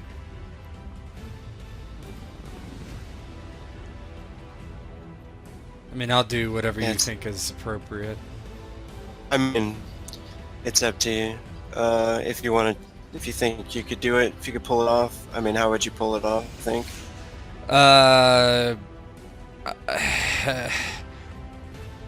Maybe he just throws it with the shield hand. He basically he Okay. takes just brings his shield up and doom doom doom doom, and as that happens, maybe he just sticks the sword tip into the plank of the wood, grabs an axe off his hip, and just wings it very quickly before grabbing up the sword again. Yeah. Sounds good. I think I have hurl. Let me see. Yeah, that helps you with range, but you're good. Okay. Uh, Alright, there we go.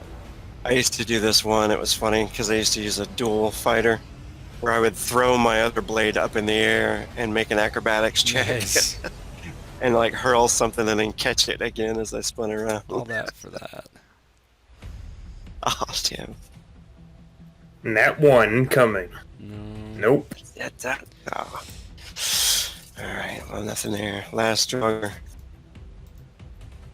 is it's going to move to here and raise its spear. It's just going to do it again. It's going to cast that lightning Oh no. through Hunter and Yuya. That's his good spell there. Oh.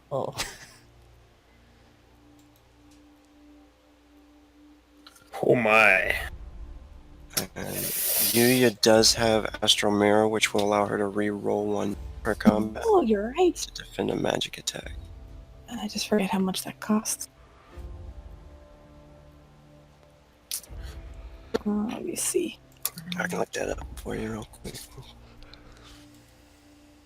Oh, I got it right here. So I Okay. burn Saga. Okay. All right. Yeah, so I'll burn one Saga and try that again.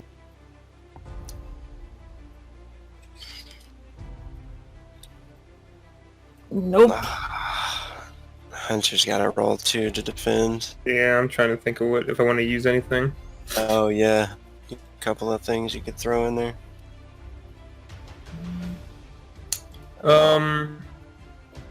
I think I'll just roll it straight for now. Okay. See what happens. You get hit. Hunter defends.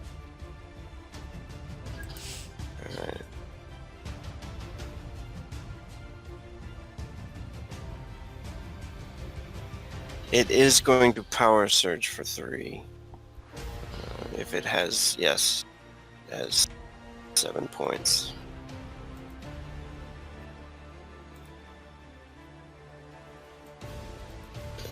Brings to times 15 power damage. Oh my god. Oh god, there we go. Oh. That's 3 digits. Oh man. Oh, well, at least I have 20 electrical resistance to start. Oh, that's nice, actually. So, take Nice. 30. And then you have toughness. And then I have a toughness. I don't check how much my toughness is.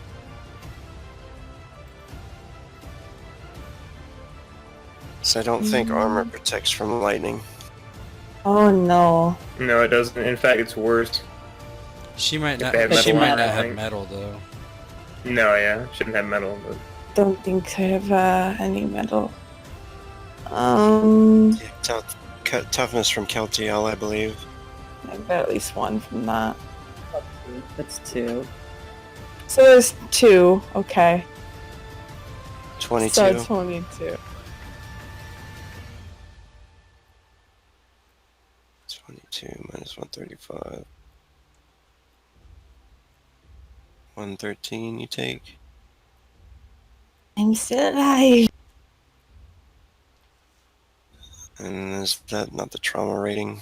133. Oh, it is. It definitely is. She's got to take 90% of her hit points in one hit.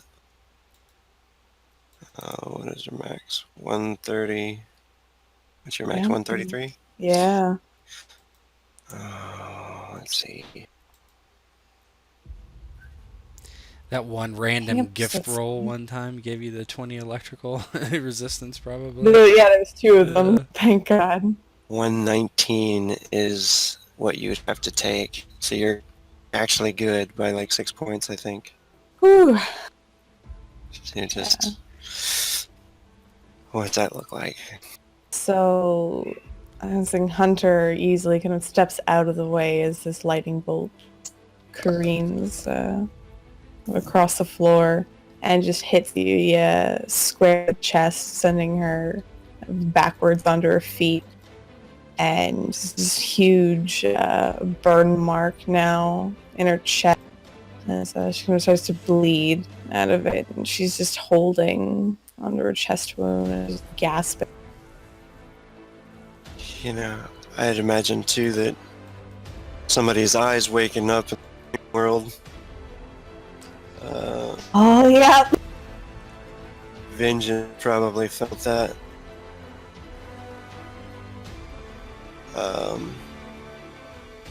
And he has... He's gonna burn 1 frenzy and fire a spell at Hunter. And it's an ice lance.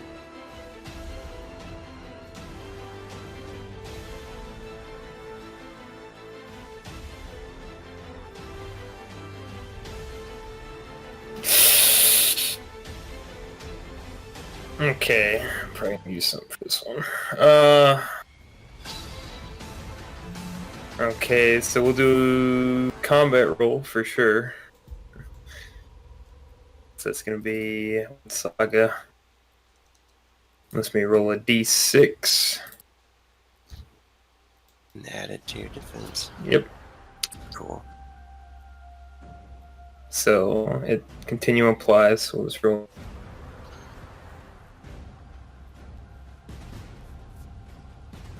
It's a 5. Nice. And then I'll just roll and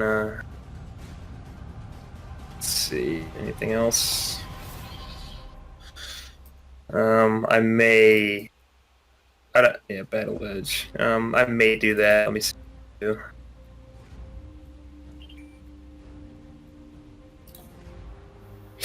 I will use anticipate attack, and just spend what is it? Oh wait, you don't need it, right? 20 plus 5, is that what? No, it was 13. Oh, okay. So because I factored in the modifier for +5. So on 21, I will use anticipate attack for the +1 to Nice. make your misses. Nice. So it just kind of Burn Saga. streams right next to you. pretty much, and it is now Wrath. Yeah, he hears Yuya scream out, and he looks at the magic user and just bolts over towards it as quick as he can, and just swings. Ah! His eyes are red and flamed. I'm gonna do a heavy attack.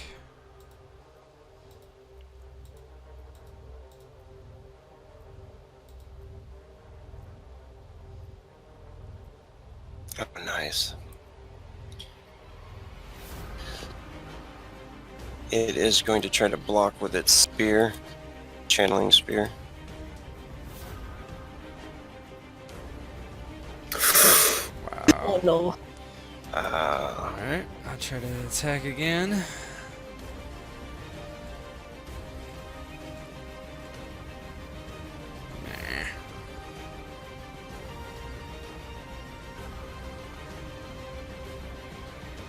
Fumble. Hey, oh. Huge. Nice. Damage. Elysium Blade. Do well. It's 3. Please roll. Oh, no. It's gonna go straight to his armor.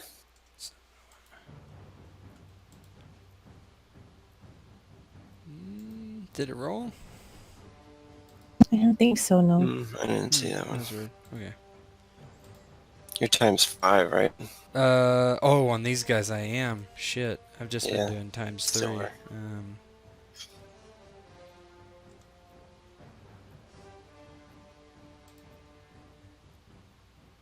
Nice. That brings him to the ground. I'll spend Frenzy to attack again. One last heavy. Mm-hmm.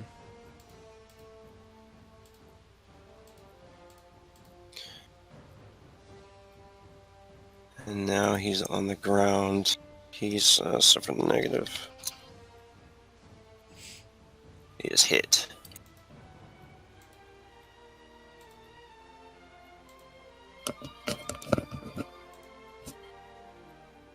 And that's dead.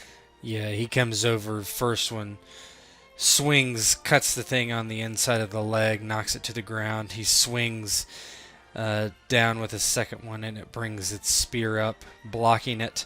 And then Wrath just reaches down, grabs a spear, pulls it as it's holding on, and drives the tip of his own sword into the thing's throat. And he just screams at it face to face as he pulls it slowly towards himself and gets it on the onto the hilt of his blade even, and then just with a thunderous kick smashes its head back and draws his sword free.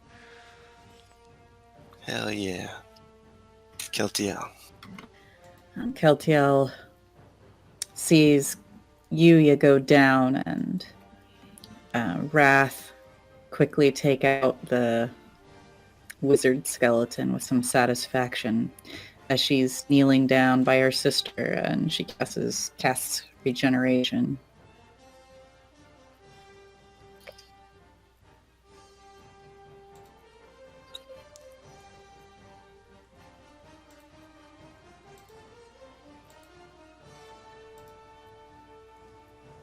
Nice. So,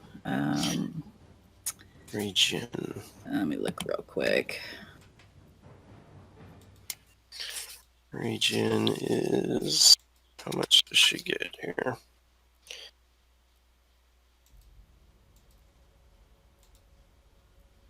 Oh, that's a green, right? Yeah, it's 2d6 plus caster's level per round. So to start with, she gets 2d6 plus 14, and then she'll keep getting that back every round. Cool. You want to go ahead and roll that, the 2d6, or? So she gets 22 back to start with, and then every round she'll get. We can just say that if you don't want to re-roll it. So yeah. It's pretty average. Yeah. I'll leave it up to you. You can roll it each one time if you want, or whatever. So yeah, you gets 22 back now, and then she will move forward a little bit because she can't really see what's going on in that. Yeah. You can see that the one with the two-handed hammer keeps attacking at Grumble, but he's Yeah. blocking it. That's all she can see. She'll do ignite on that one.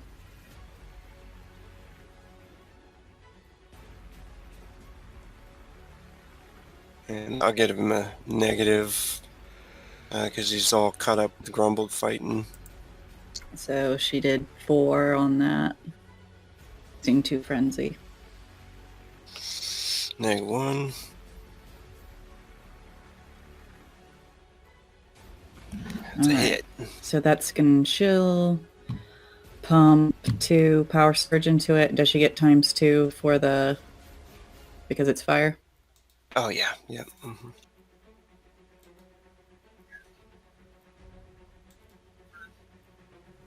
And then she did it. Okay, so do it, 2. Should be ×8. Yeah, that's right. Nice. Nice. Woo! That's a kill.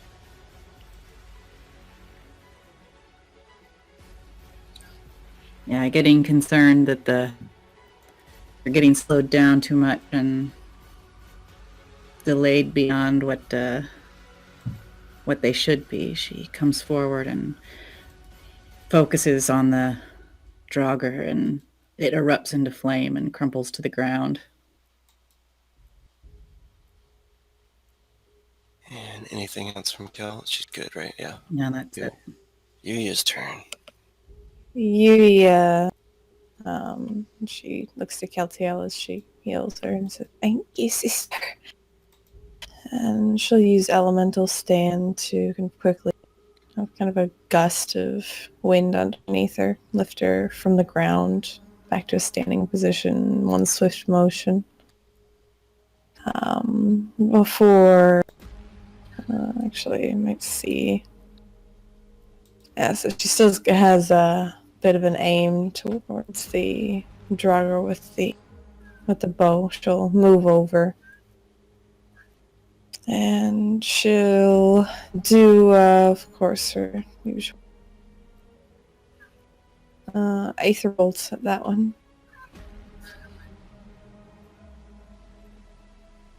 Nice.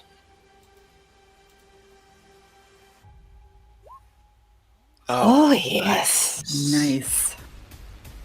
Holy shit. It just took some electricity to get this going. That's gonna be times 30. 26. Wait, 32. Yes. 32? Magic, dude. Critical, and you're 13th level, right? We're 14th level, but because I have the codex, I count as 15. Ah, so it's gonna be times 30. Times 30? Okay. I told you, man. It's So it'd be like scary. 15 times 2 for critical. This could be really disgusting, really disappointing. Ugh. Oh, Really disappointing. Wow. What did you end up rolling on that? Was it 2? 2. Yeah. 3 was the multiplier, yeah. Damn it. Oh, that's okay. But, yeah, Yuya kind of gets up and walks over, putting her back kind of against the wall, and she aims at the Draugr across the room, firing an 8 bolt, and it hitting. Very similar to her. It's square in the chest. And I'll just take this out.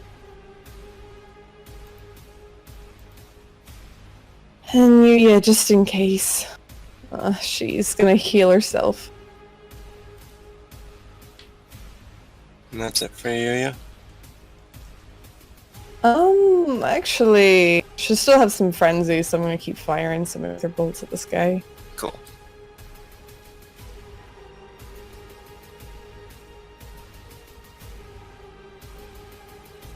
Oh, wow.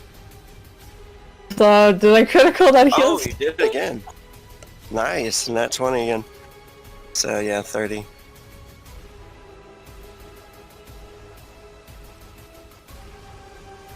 You will roll higher than a 2. Blaze it. Smoked. Didn't need my regeneration after all. I just take credit for that. I'm like, wow, my spell was good. Yeah, so Yuya feeling the Basically, she's a huge burn mark now on her chest from where the kind of electricity entered. And she places her hand near her chest and it's engulfed in the normal white light that her healing invokes. And for some reason, it just kind of glows very hot. And just instantly, all the damage that was previously done that Keltia started healing, it just dissipates. And all that's left is now kind of a hole in her garment where the lightning bolt hit. And that'll be it for Yoya then. I think you killed that guy by accident. Yeah, I right? killed the guy by accident. No healing helped me. What, Evan? You killed that guy. Yeah, you killed. She healed herself. Killed with the herself. crit. She didn't kill him. Oh, did I? Oh. Yeah. I mean, if he is dead by proxy, sure. Oh, that was your Yeah. That was your spell of. Oh my That god. was for healing. I'm totally thinking about That was something else right now. amazing. That would have been so good. Oh my god. Alright. He is still alive, unfortunately. Okay, well, I'm gonna do Nathan Bolt then, because fuck that guy. Okay. What was the damage on him? Did you I don't roll think it? he had any. Oh no, 90. 90. We had 90. Yeah, 90. Hey. Sorry. That was the first one, right? Oh no, you No, critical it's healed. Okay, I get it now. I just critical killed myself. I'm retarded. Go. Sorry, I go. love this game. Sorry, go ahead. Oh my god! Well, What is happening? he is actually supercharged at this She is point. not happy. That electricity. Seriously, yeah. flew my- What happened? She just rolled a crit. She critted again. again. And you don't need to roll to dodge, you already did, so just roll the damage. Yeah, shoot. This dodge Times was a 30. 20 too. It matters not. She is the chosen one. Ooh. Ah, nice. Anyway, that yeah, that does kill him. So the first one firing, crackling through the air and hitting him in the chest, knocking him to the ground. And after she heals herself completely, she again leans around this corner and extends her hand. And just another kind of crack of this bolt of divine energy just comes out from Yu's palm, and ricochets. It kind of lights the Draugr up from the inside. And he just turns to ash in the middle of the floor and crumbles, his bow bouncing on the ground as it falls to the floor. And Grumble gets up, and he's about to run over to you, or he smiles towards you anyway, and that's when you guys hear this horrible sound.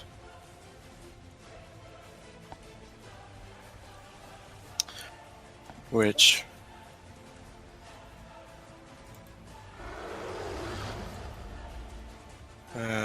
outside the windows, you notice crackling blue light rip into the side of this second story of the manor, and it explodes into this building where you guys are in.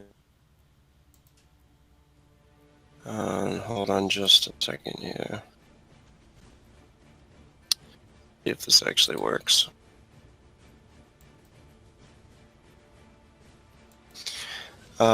Wrath, since you were standing right there, Okay. you're gonna have to make a dexterity check. Oh boy. Okay. A bunch of rubble kind of from the wall smashes into that area. Target number is 6. Oh, nice.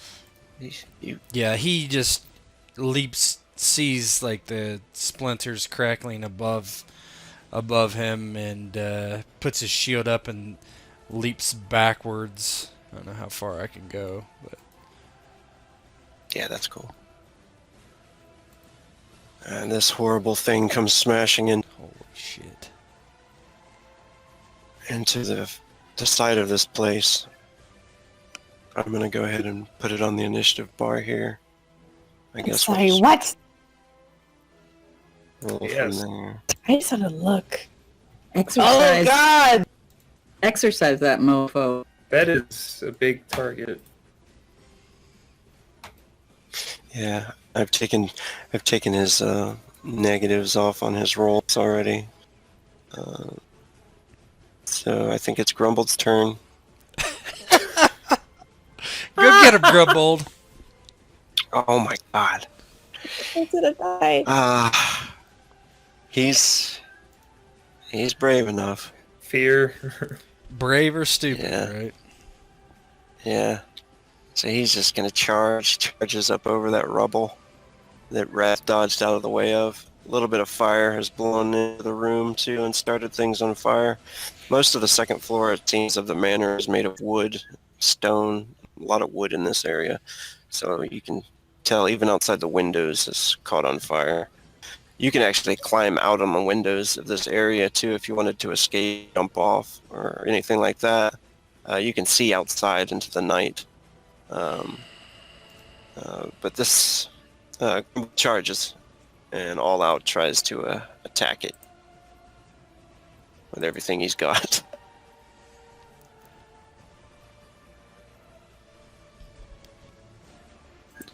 The old 5-hit combo.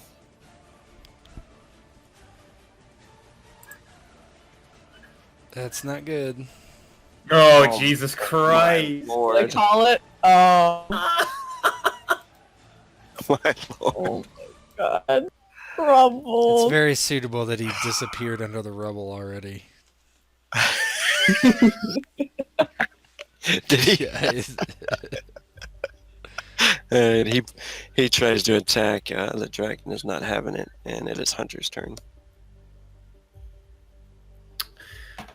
Hunter pauses, shocked for just a brief moment, seeing this. This is something that no one's seen for quite some time. But instinct kicks in. And it's time to continue. He will try to make space. He doesn't want to bunch up with everyone. In fact, as he runs by, spread out.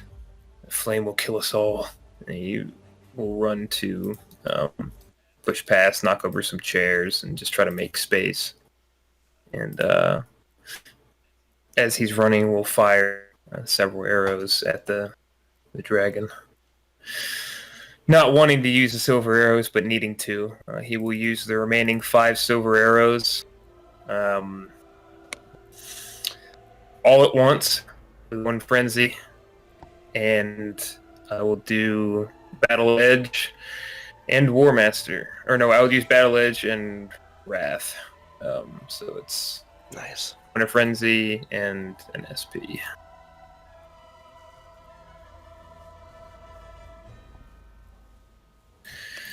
Okay. There it goes. These are all silver. It's a 5 combo attack. Real good if it hits. Big if.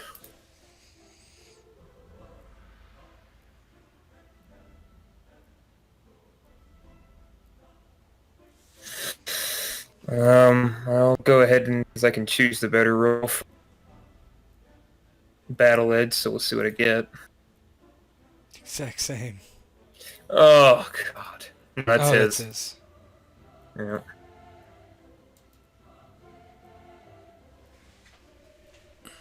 Oh, Nice! Nice! All right. nice. Oh my god, this is going to be a lot of damage. So this is times 2 from The sil- Wrath, times and 2 the from the Wrath. silver, and then 5 from the silver, the combo. So when it comes in, when the modifier power damage things, you can put 4 asterisk 5 asterisk 2. So what? 4 or 5 times what? Hold on. So that's 40? 4 times asterisk, or 4 asterisk 5 asterisk 2. I'm not sure what that would be, but yeah. It was 20. Is that right? No, because 4 times 5 is 20. It's the times 2 Yeah. is Oh, 40. yeah. Are we sure? Mm-hmm. Yep, because you did a critical hit. Basically, it's 5 critical shots, right? I will trust in you. All right.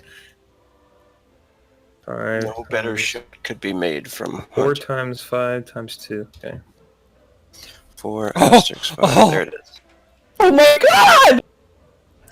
That is. You're the new champion. Oh my gosh. That is nice. Hunter the Dragon Slayer. It's still green after that. I mean, it's still alive. That's the kind of hits you got to do on this thing. Yeah, I can't imagine what its damage reduction is, right?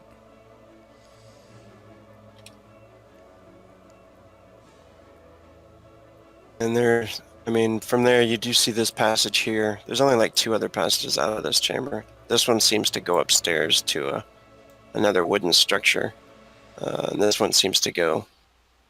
You're not sure where it goes. It's a stone path, though. Wrath's turn. Oh, I have one more frenzy. Oh, okay. Go ahead. So, not that I'm gonna surpass that at all, but I will do one more quick attack with a barbed arrow. Okay. Yep, Oh, had to be. Oh no. Push my luck. Did it for you, Wrath. Shoot me in the back. Yeah. Probably. It was a table. oh, jeez. It is a fun one. Oh boy. Hey! Oh my God, he called it. That would be me shooting myself. Okay. So you punch yourself in the face or something. And slip on some fucking debris and hurt myself. I have to roll my damage for full damage. Yeah. At least it's only one. Don't worry about doing all the power stuff, though.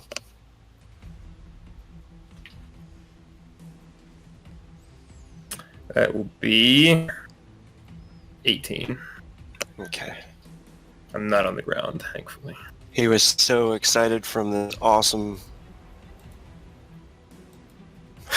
I don't know what happened there, though. Just firing away as I'm going across, shooting arrows, and one hits in the eye, and one hits in the neck, and just hitting this thing in all the right places. I go to shoot one more shot from one of the barbed arrows, but I run out of space and trip, almost falling across these bricks that are laid up against the wall here. Catch myself. I do hit my shoulder hard against the wall, though. And it is Wrath's turn. Wrath looks at this thing as it reaches into the side of the building. His eyes go wide very momentarily and then just rushes forward. And swings up at its belly. And I'll do a heavy attack. Here we go.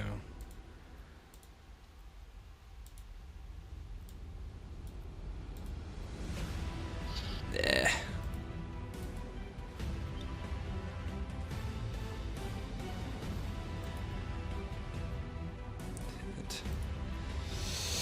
It's a hit. Okay. Times 5. Nice.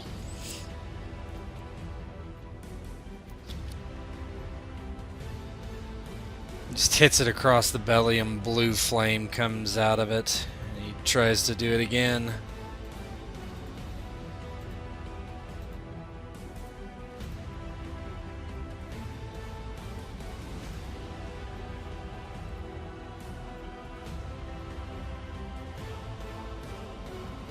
Nice. Nice. Nice. Nice! Alright. Come on. Nice. Woo! I'm afraid of its attack. Yeah. Cuts it again across the belly and more flame burns. I'm going to spend 2 frenzy and attack again.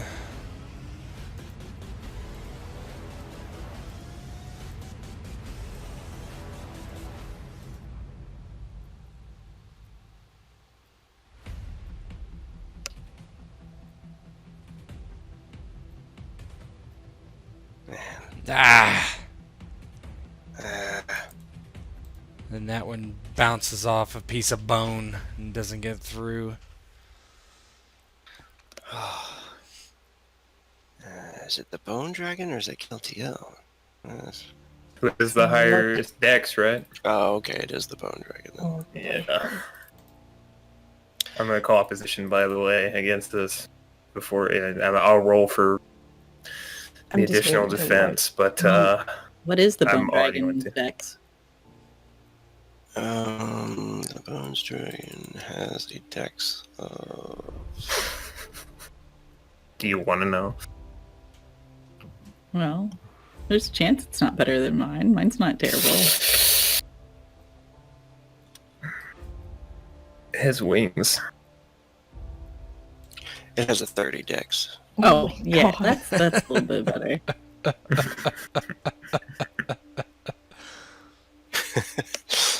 It also has, though, a negative because it has a big target. So I think it's only getting +1 to dodge.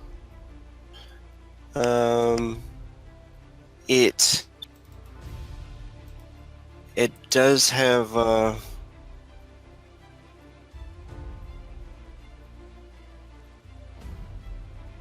for its first attack, it is going to try to rake a claw attack across Grumbled and pretty much like a hack across Grumbled and Wrath. So it's a rage attack, and both of you guys will have to dodge this. Okay.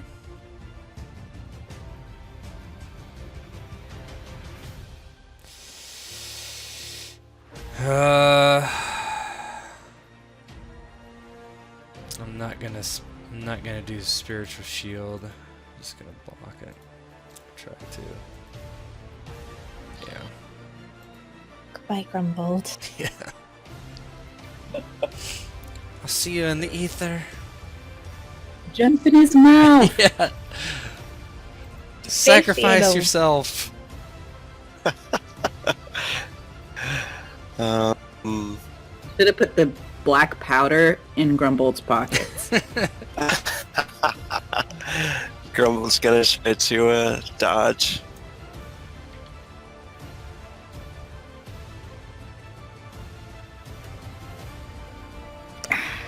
So close. That eggs didn't do it.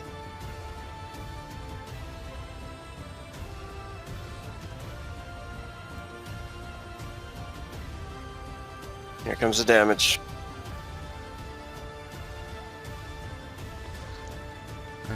I'll just take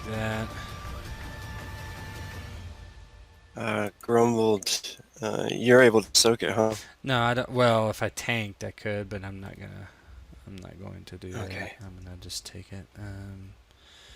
Yeah, your armor is 40. 44. So.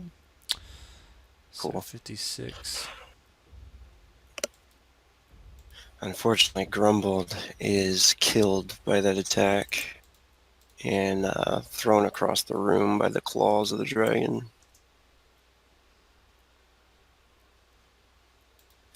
But he did go out fighting a dragon at least. Poor Grumbled.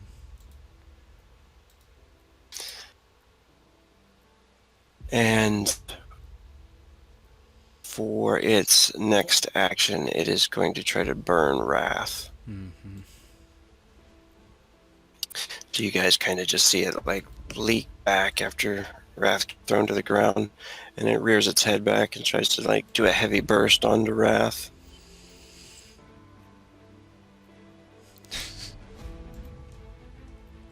You can use your shield to block it too if you want to. Definitely going to.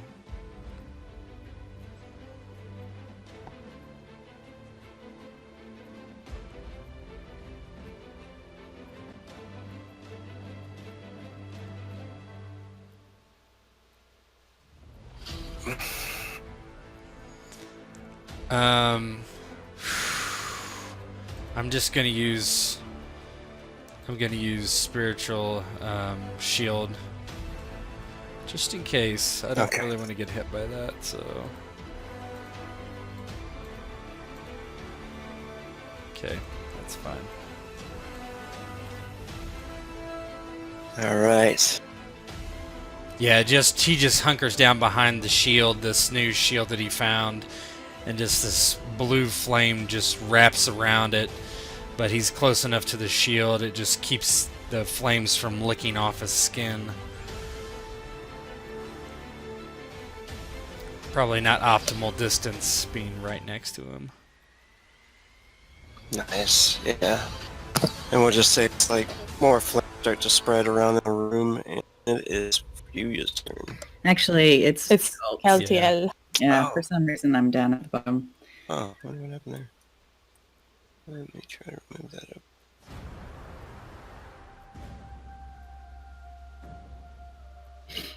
Anyway, Kelt's going to reach out and give Yuya a psychokinetic shield. I mean, not a psychokinetic shield, just the shield wall.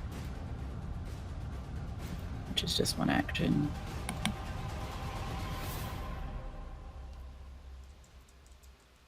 So you get a 2 to your defense. Thank you. And then she's going to start reading from a scroll, and she's going to cast Psychokinetic Blast on Drake.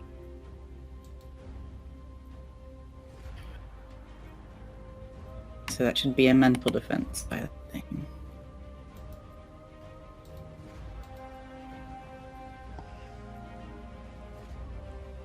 Nice. Very- Oh, No. Jeez, that was almost a fumble.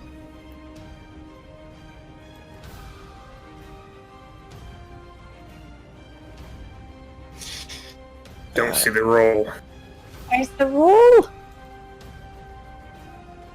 that was 4 total so far. Should still have frenzy, I think, right? What was its defense? 13. Okay.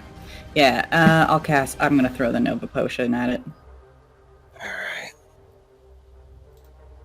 I'm gonna aim down toward the bottom. The Psychokinetic Blast wouldn't hurt Wrath, but this one probably would. It's divine energy, so Okay. I'll aim like down there. And you've got a cool ability as an alchemist where you can kind of trade your indulgence as your like distance for throwing, right? Potions. Yeah. I'm very, very, very smart. I think I've got a 23. And Hunter,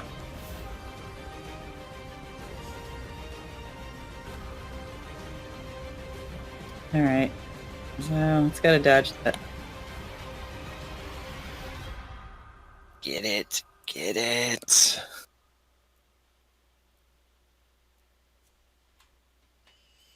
Yep.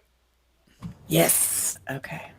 Yes. Can I pump some power surge into that too? Oh, definitely. Which one is it? This one is the Nova Potion, which isn't on here, so let me tell you what that is real quick. It is Divine Energy, so I don't know if that does extra against this guy, but it's 2d6 times 10. Okay, so yeah, it'll do 2d6 times 12. And if you're going to pump the 3 in all the way, it'll be 2d6 times 15.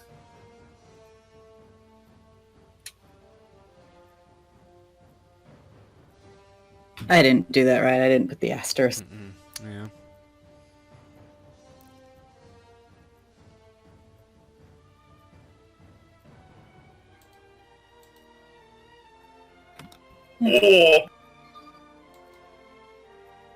Could have been better, but Did the 6 reroll? Or... No, it didn't. no, it didn't. It reroll, did not. Actually.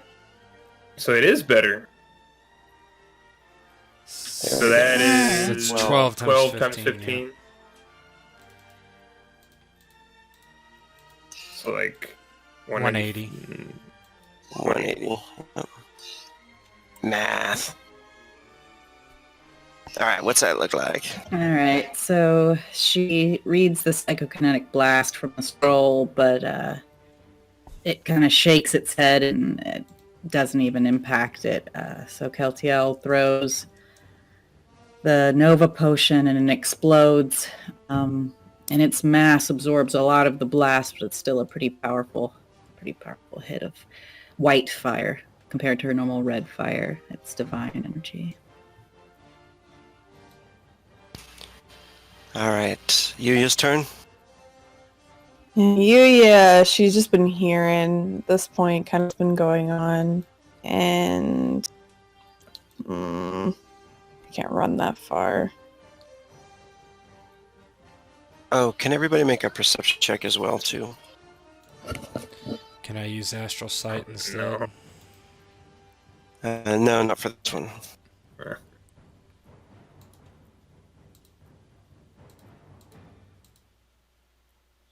Nice. 24. Hunter's definitely the one that hears it. All right, from this passageway here, if you can see that bleep, you can hear your brother's laughter coming from there, yelling, "Kill them! Devour them!" And he's just laughing, ha ha ha ha, down that hallway there. So he must be like very close. Okay. Yui is going to run into the room. Her idea is going down that corridor now. Just kind of seeing this dragon bust in. But, can I banish it? No, unfortunately. Ah, no! If you did, you'd have to exercise it first. But I don't even know if we can I don't even know if we can exercise a pile of bones. Yeah, no, it's just an undead creature. But it is being controlled by something. Unfortunately, I can't see that thing yet, so... She's gonna run into this room and point to the corridor. We need to go! And she'll leave the time just to start aiming and firing aether bolts at this thing.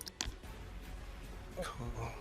Do you have rapid cast? I don't... let me check.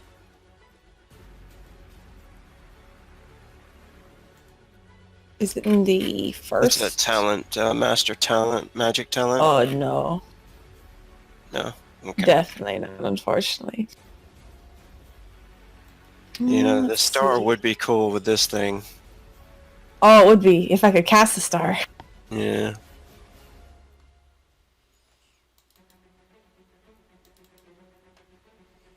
Alright, Aether Bolt.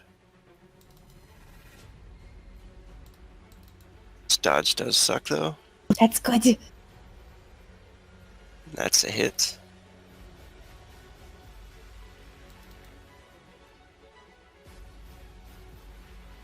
I'm not gonna power search this one. Nice. So let's just keep doing this. Actually, I think it's is it 1 or 2 magical actions to check a potion? 2. So yeah, I'll spend 2 magical actions to shoot down the potion that Keltiel gave her the plus 50. Okay. yeah, mana potion.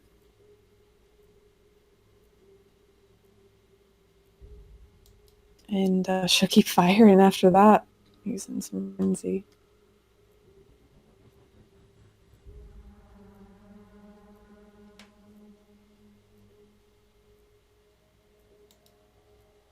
That's Nice. pretty good. Oh, that's good.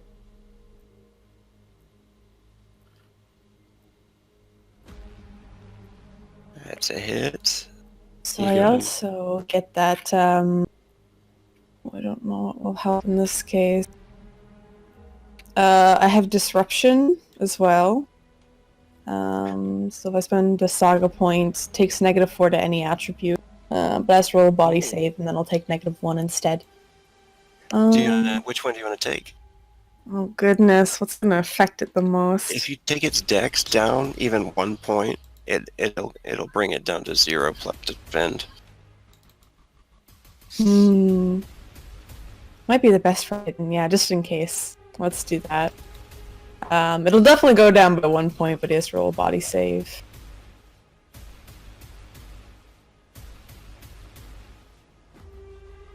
It did make its body save, but still. No.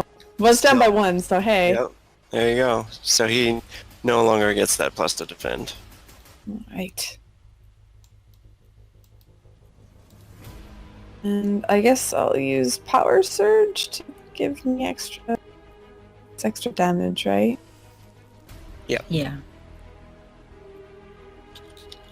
Right. I'll do 3 then. So I'm at plus 18 basically.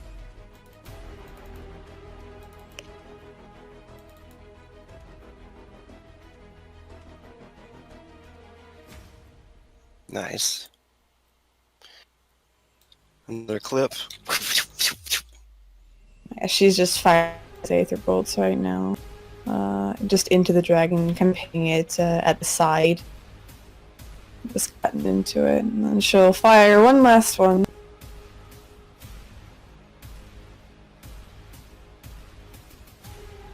You can see it too. It's kind of like blasting into it, and it doesn't seem to like pay attention to them. It shows no pain anyway, but even though parts of it are flying out in chunks of. That's actually -1 there. Got it. Oh, thank God.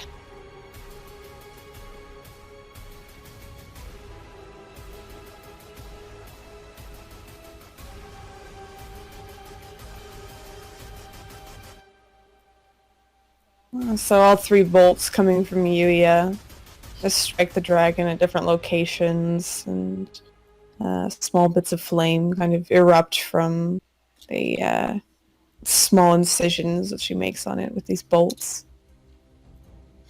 And you guys see, like, you're hitting into it. At this point, it doesn't seem to be affecting it enough yet, though. Hunter, it is your turn, but you also noticed a familiar face. What's Bath doing? He's coming in on the 2nd floor here on that roof. So he's been tracing the dragon, trying to follow it back, and found it coming back to the manor. Was able to work his way with great difficulty up to this floor from the outside, hand over hand, climbing up onto the rafters, but finally makes it and sees the dragon. You will not escape me, foul beast. It's time for the spells. He's got that new ice staff. Yes, so do I have those in here? Let me look at these. I think Teth should have them. Yes, he does. Alright, let me see these. I did something worthwhile. Cast spells. Yeah, he's got him in there. Maelstrom. That's the big nasty one. That might ruin everyone in the room. Yeah. Let me look at it. If you lose control of it, yeah, it starts to spin out in the room and goes in scattered directions. Kind of a tornado of ice.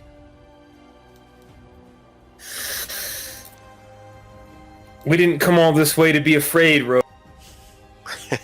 Right. Maelstrom it is. So he uses his staff and starts muttering incantations and will unleash the Maelstrom on the dragon.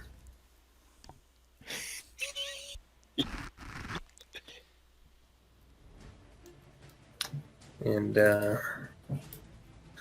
let me see. I need to make sure I have the modifiers right.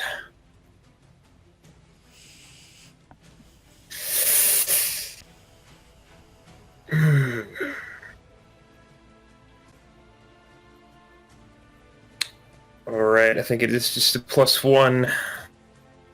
Wait, no, I do have red magic. So it's +3 after factoring in the, no, +3, yeah, +3 after factoring in the focus. And if you want a power surge, you can. Might just power surge both. Sure. Yeah, if you power surge at the beginning, you not only get the plus to hit, but you also get the damage. We'll pump all 3 points of surge into this one. Alright, so 3. Saga. Okay, everybody duck.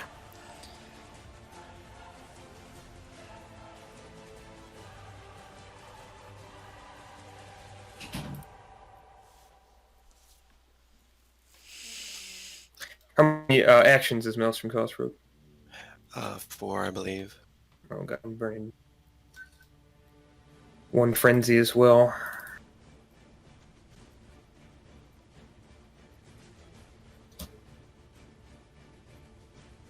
And you don't have to worry about...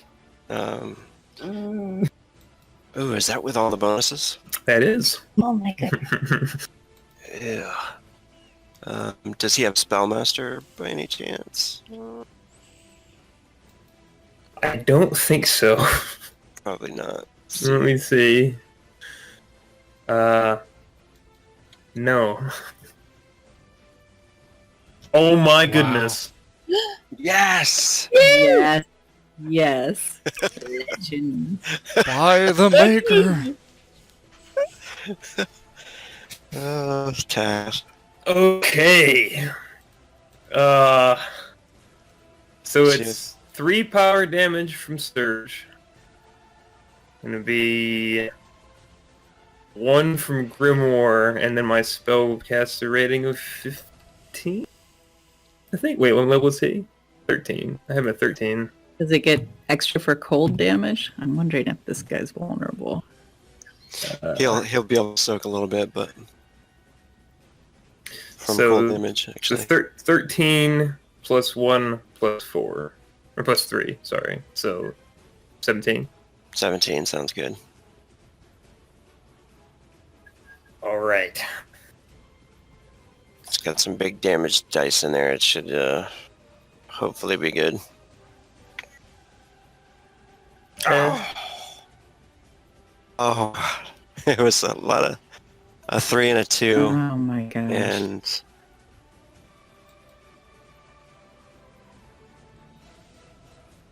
Such as it is. Oh, wait a minute. Wait just 1 minute. mm-hmm. So I took Damager. Yes. Yes, Reroll. I'm gonna do that. nice.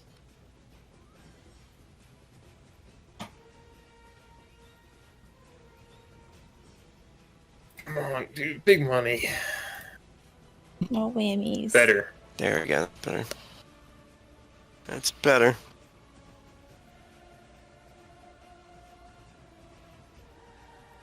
All right. Tethar throws a maelstrom. Look, it's a bunch of ice shards spinning like a tornado basically on top of the dragon. Right? Yeah. And what's Hunter gonna do at this point?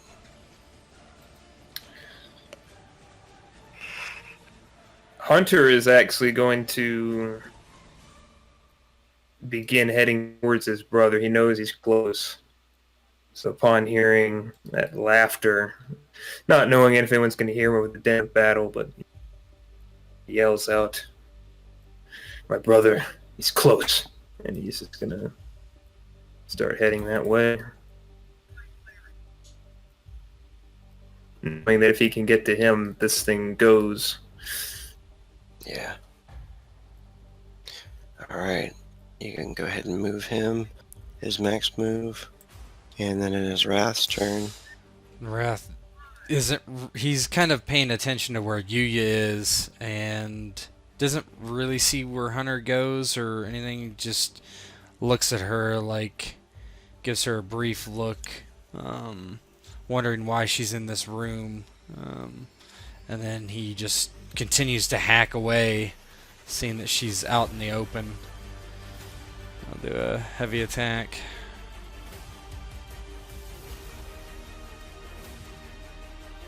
Oh man.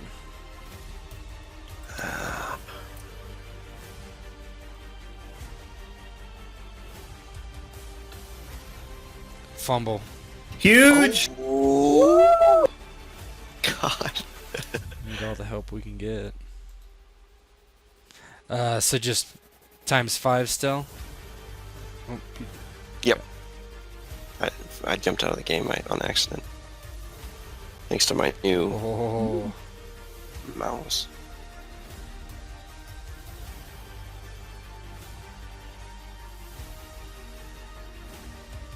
Yeah, he just stabs up into its throat.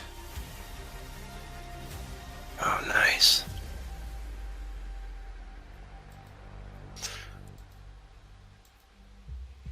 And you can see it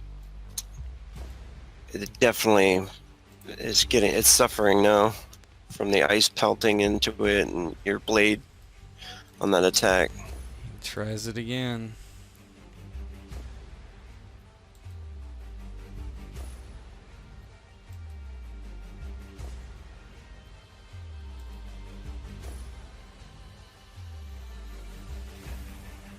It's a hit.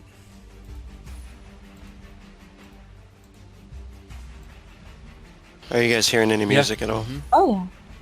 Oh yes. Yes. Nice. Stabs it through the throat and then cuts it across the chest from underneath. I'm gonna burn 2 to swing again.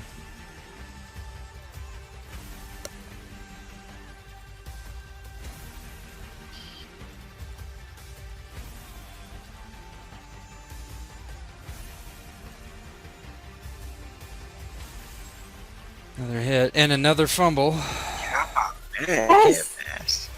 Nice.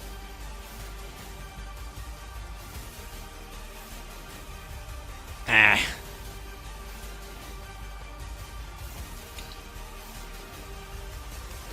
He's messing it Yeah, up. he's just swinging underneath it as it's getting pelted from above from the maelstrom. And that's it for him. Alright. And it's the dragon's turn. The dragon is going to try to bite wrap its jaws around Wrath here. A big heavy attack. Mhm.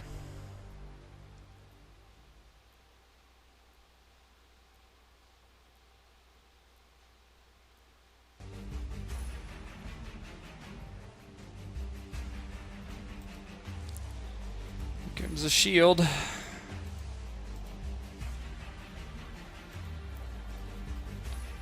Yeah, he sidesteps and swats its face away with the shield.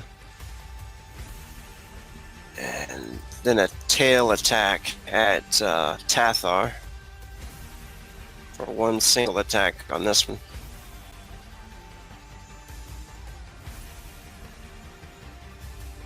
Oh shit. Judge You get Tethar. +1 from me. Well, where are you? You must be. I'm outside. Okay. Yeah. I have a way about this. I'm gonna use SP for prediction because I'm not done yet. I'm gonna force him to re-roll his attack Nice. so that he can crit me instead. Don't do it. Don't- It's the exact same. Oh It is meant to be. It no! was It really was. This is my doom. Well, real.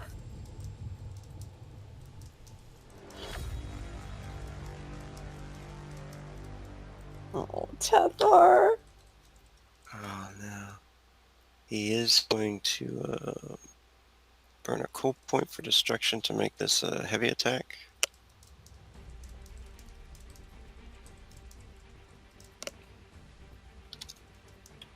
And then the damage.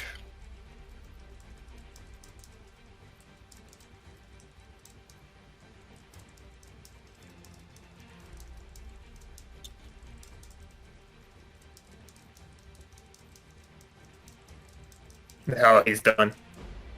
Oh no! Tethar! Oh my god. That's enough. Oh my gosh. That's way more than enough. Like 60 something. I've Does been Teth have riding any the more? Not enough to save him from that. That is going to put me at negative 58. So he is going to...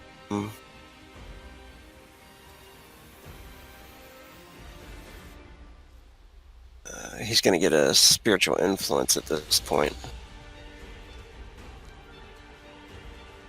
Dragon? No, you are. I was like, yeah, I took my soul. Alright.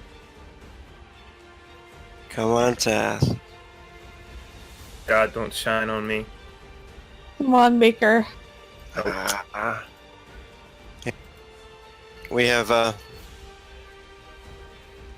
think you can pray when it comes to her. Can So- I as well, being a Templar? And yeah, you're a spiritualist. So Templar and Yuya. But the creature can burn to frenzy, and it is going to try one more time to attack, heavy attack, at Okay. Wrath.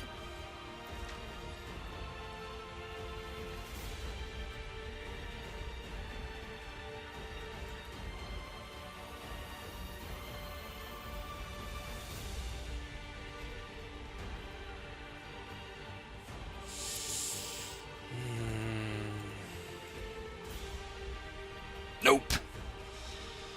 Nice. Yay. Not. He's staying too close for it to get to him. It's like he's fought giant things like this before. Nice. And then I would And pray. he is killed. Oh, yeah. Well, Keltiel's turn. Alright, the first thing Keltiel is going to do is cast a shield wall on herself.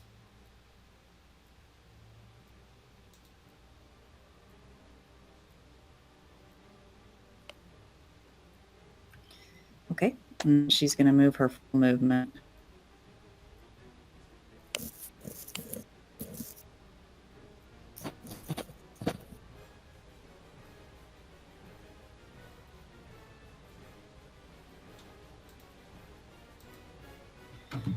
And then she's going to cast Iron Maiden on it. Nice. Iron Maiden. Oh no, Tathar's Maelstrom might go wild now. I think it permanently stays up for a few rounds. Alright.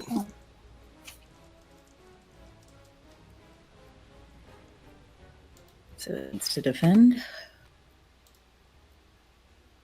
-1. That's a hit. Okay, I'll pump some into that.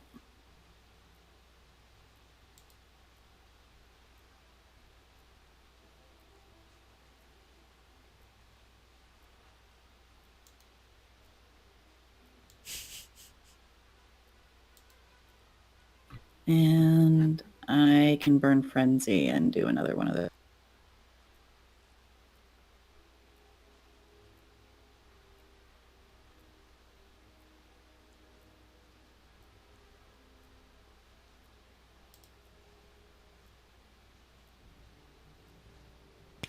And I will use my Astral Link, because the last time I used it was not the same. Yeah. Not in combat. That's actually a 7. Your target number is 8.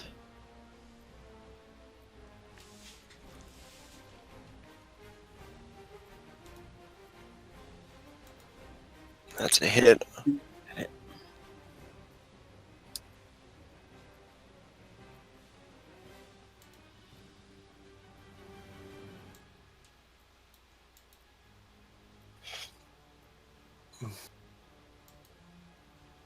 Alright, that's it for me this round. Alright, it is Yuya. I'll start off by praying. Alright.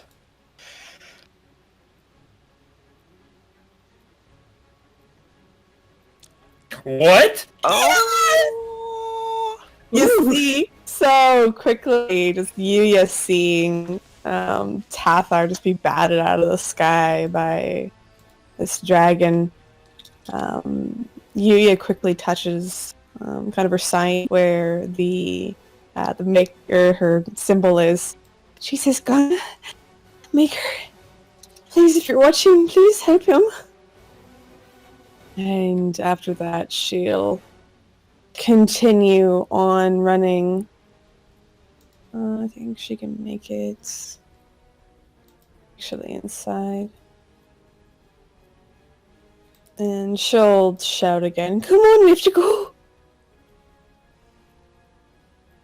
And she'll... she'll do the regular Aether bolts towards this thing. Before she does, I'm going to use the mage armor, the celestial armor. Okay. Is that 2 magic? I think, 2 magic actions. 1. Praying's nothing, right? No. Right, so... What was that?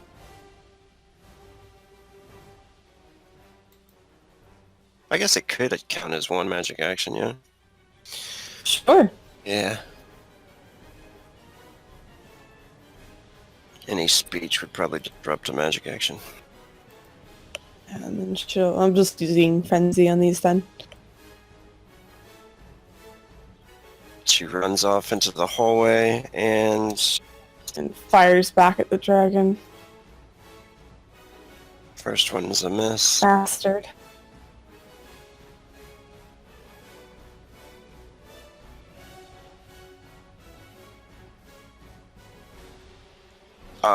Next one was a critical.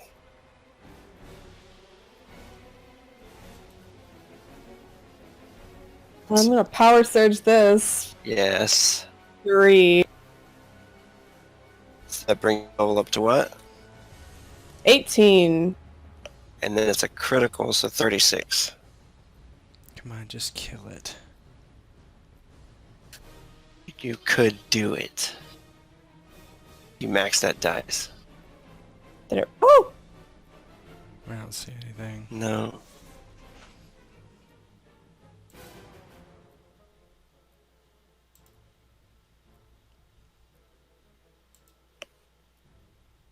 Oh, what the heck? Try again. Spell effect and 36 in the power. Oh my god. Critical. Nope. Goodness. Yeah, the first Aether Bolt just goes wide, just hitting into the table. The second one hitting creature kind of at the side of the face. Tathar actually awakens on the roof with fire burning around him at 2 hit points. He, thinking he saw the angels, tries to quickly get back control of Maelstrom. And then... So, with Maelstrom, am I as controlling it and I have to cast it again to keep control of it, or how does that work? No, just roll your willpower. And the target number is... I think I'm on trauma, right? Oh, you definitely have trauma. That did my... Oh, yeah. over my hit points, so... Yeah. Yeah, let's see what's going on with you. You want to roll it? Can you, where would you say I got hit? Oh So boy. do body check first? Yeah, do a body save. Oh, actually, since it's a save, don't worry about the body save. You're able to do actions since she prayed to the gods and made it. So I imagine Tathar leaves the angels for a moment, coming back, and get up and try to maintain control of the... Try to maintain control of the Maelstrom.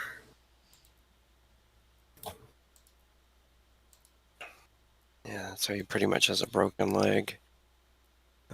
Willpower roll of 7. I don't think that's enough, actually. So the maelstrom might scatter.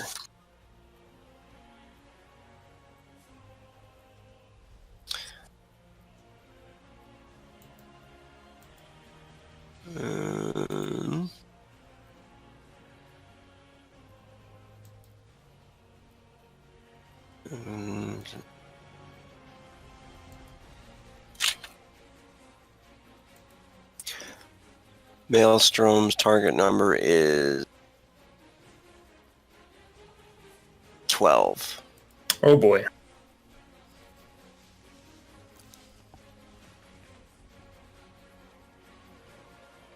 Alright, so how are we scattering?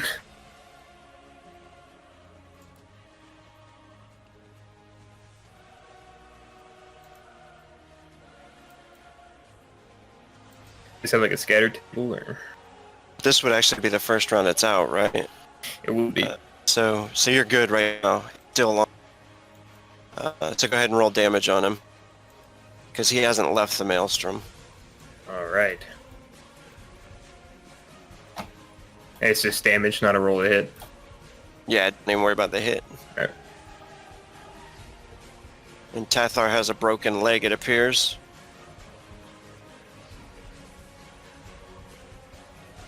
I think I'm going to go down at the end of this round again. Osteoporosis. Yeah. So it is still my power level and damage, right? For Yeah. okay.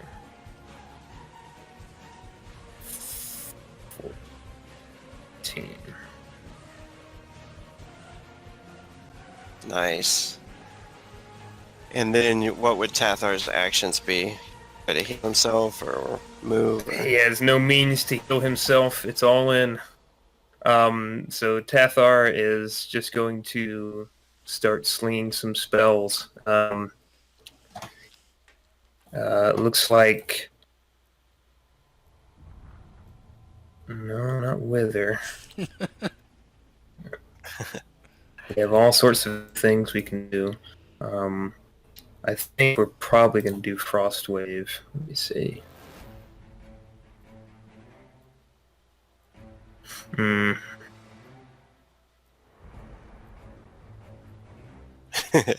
Have him chase a light orb. Oh no. Oh no. Oh no. We're going to do another Maelstrom.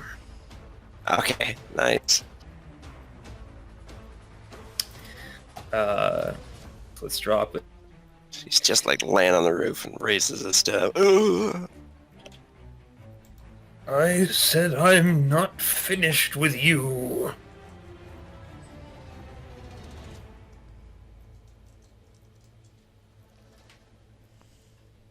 And we're going to surge it again. I think we can do that multiple times, yeah. Yeah. Once per combat. Yeah, you can keep going. Let's surge it again.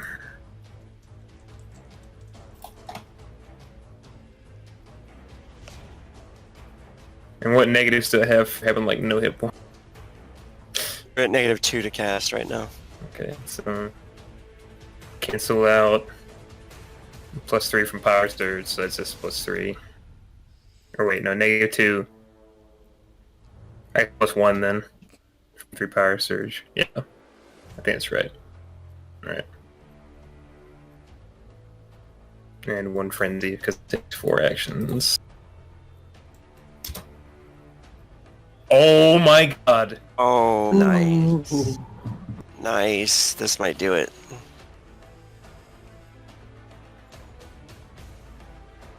So your level and the power surge.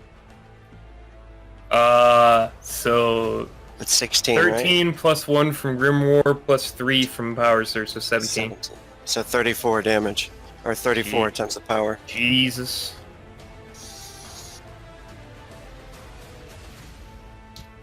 Gonna be the biggest maelstrom ever made. It's a big one. And that is a kill. Oh, perfect. Yeah, so Tathar was in the arms of the angel. He heard a prayer, wishing him back. He knew he wasn't finished. Rose saw the scion running through to get away. He knew he had one more thing he must do. Tathar rises and looks at the beast. The gods are determined that we are not finished yet, creature. Face the wrath of the Maker. Just unleashes the maelstrom, a massive swirling ball of just endless ice shards shredding this creature, tearing it asunder. Bones fly and scatter all around. There Tathar stands, battered, broken, fractured leg, bleeding heavily, bone exposed. Go now. Hurry. It is not yet done. Looks to Wrath. Wrath looks up, I'm guessing up onto the roof. And he's above us, right, on the roof, is that correct? Or? He's like level with you guys. He's just outside the windows. And the whole kind of side of the building is smashed in pretty much. Wrath just says, I will see you once again before the pearly gates. And he turns to Keltiel and nods for her to go after the others. And he will follow. And any other closing RP is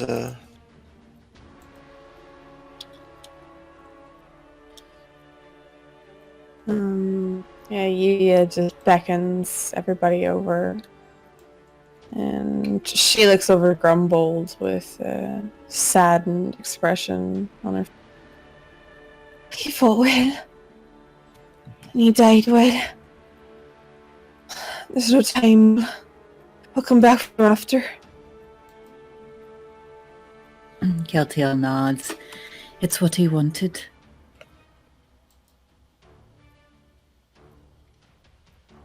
And she looks around. You're hurt, come here. He's backpedaling at this point towards the rest of you. I'm not that hurt. We must hurry. Someone take a moment. And as they're kind of moving, she places her hands on his arms. I'll heal him.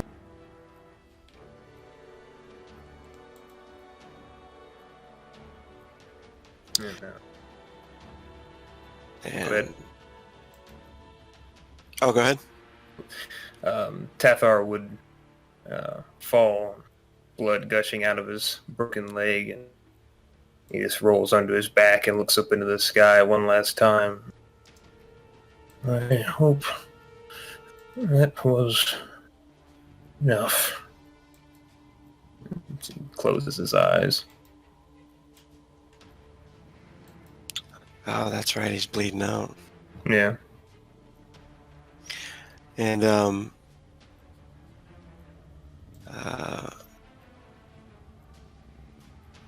scene pans to a mountain range where the sky is covered in clouds, and vengeance lays upon a cliff, trapped on the high peaks. It seems the tables have turned. Once Yuya was imprisoned, and now vengeance is kind of imprisoned in this body by Yuya, whether it's her fault or not. What does vengeance do up at this cliff here? So Vengeance, she's looking down for the cliff and she's kind of trapped there. Her own wings are clipped, frayed and destroyed. One's kind of broken in this case, laying to the side.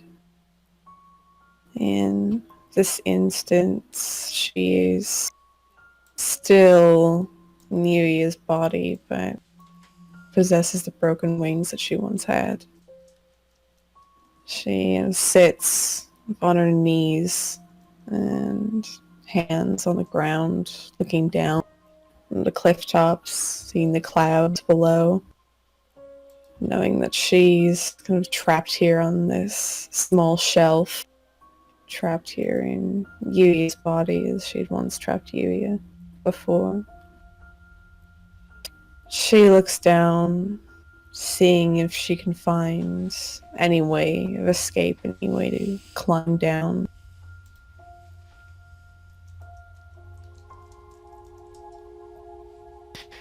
It doesn't seem like there's any way to cliffs, just straight drop-offs, unless she did some really good climbing.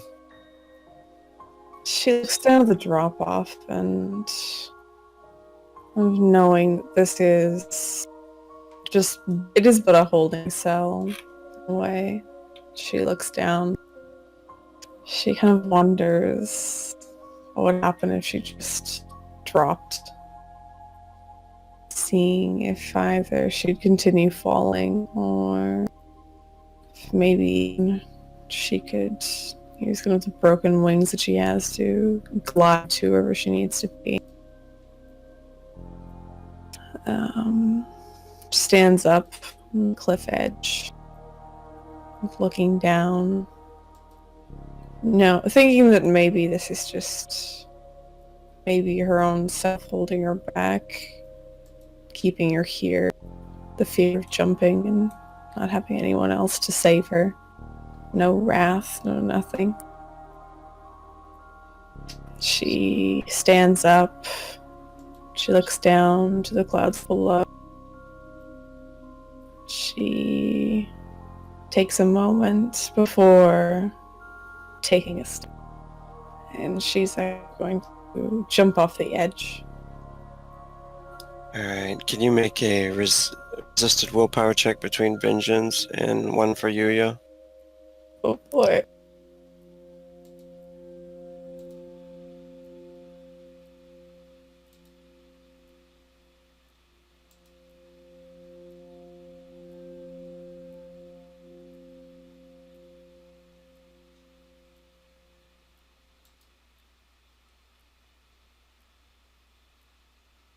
Oh.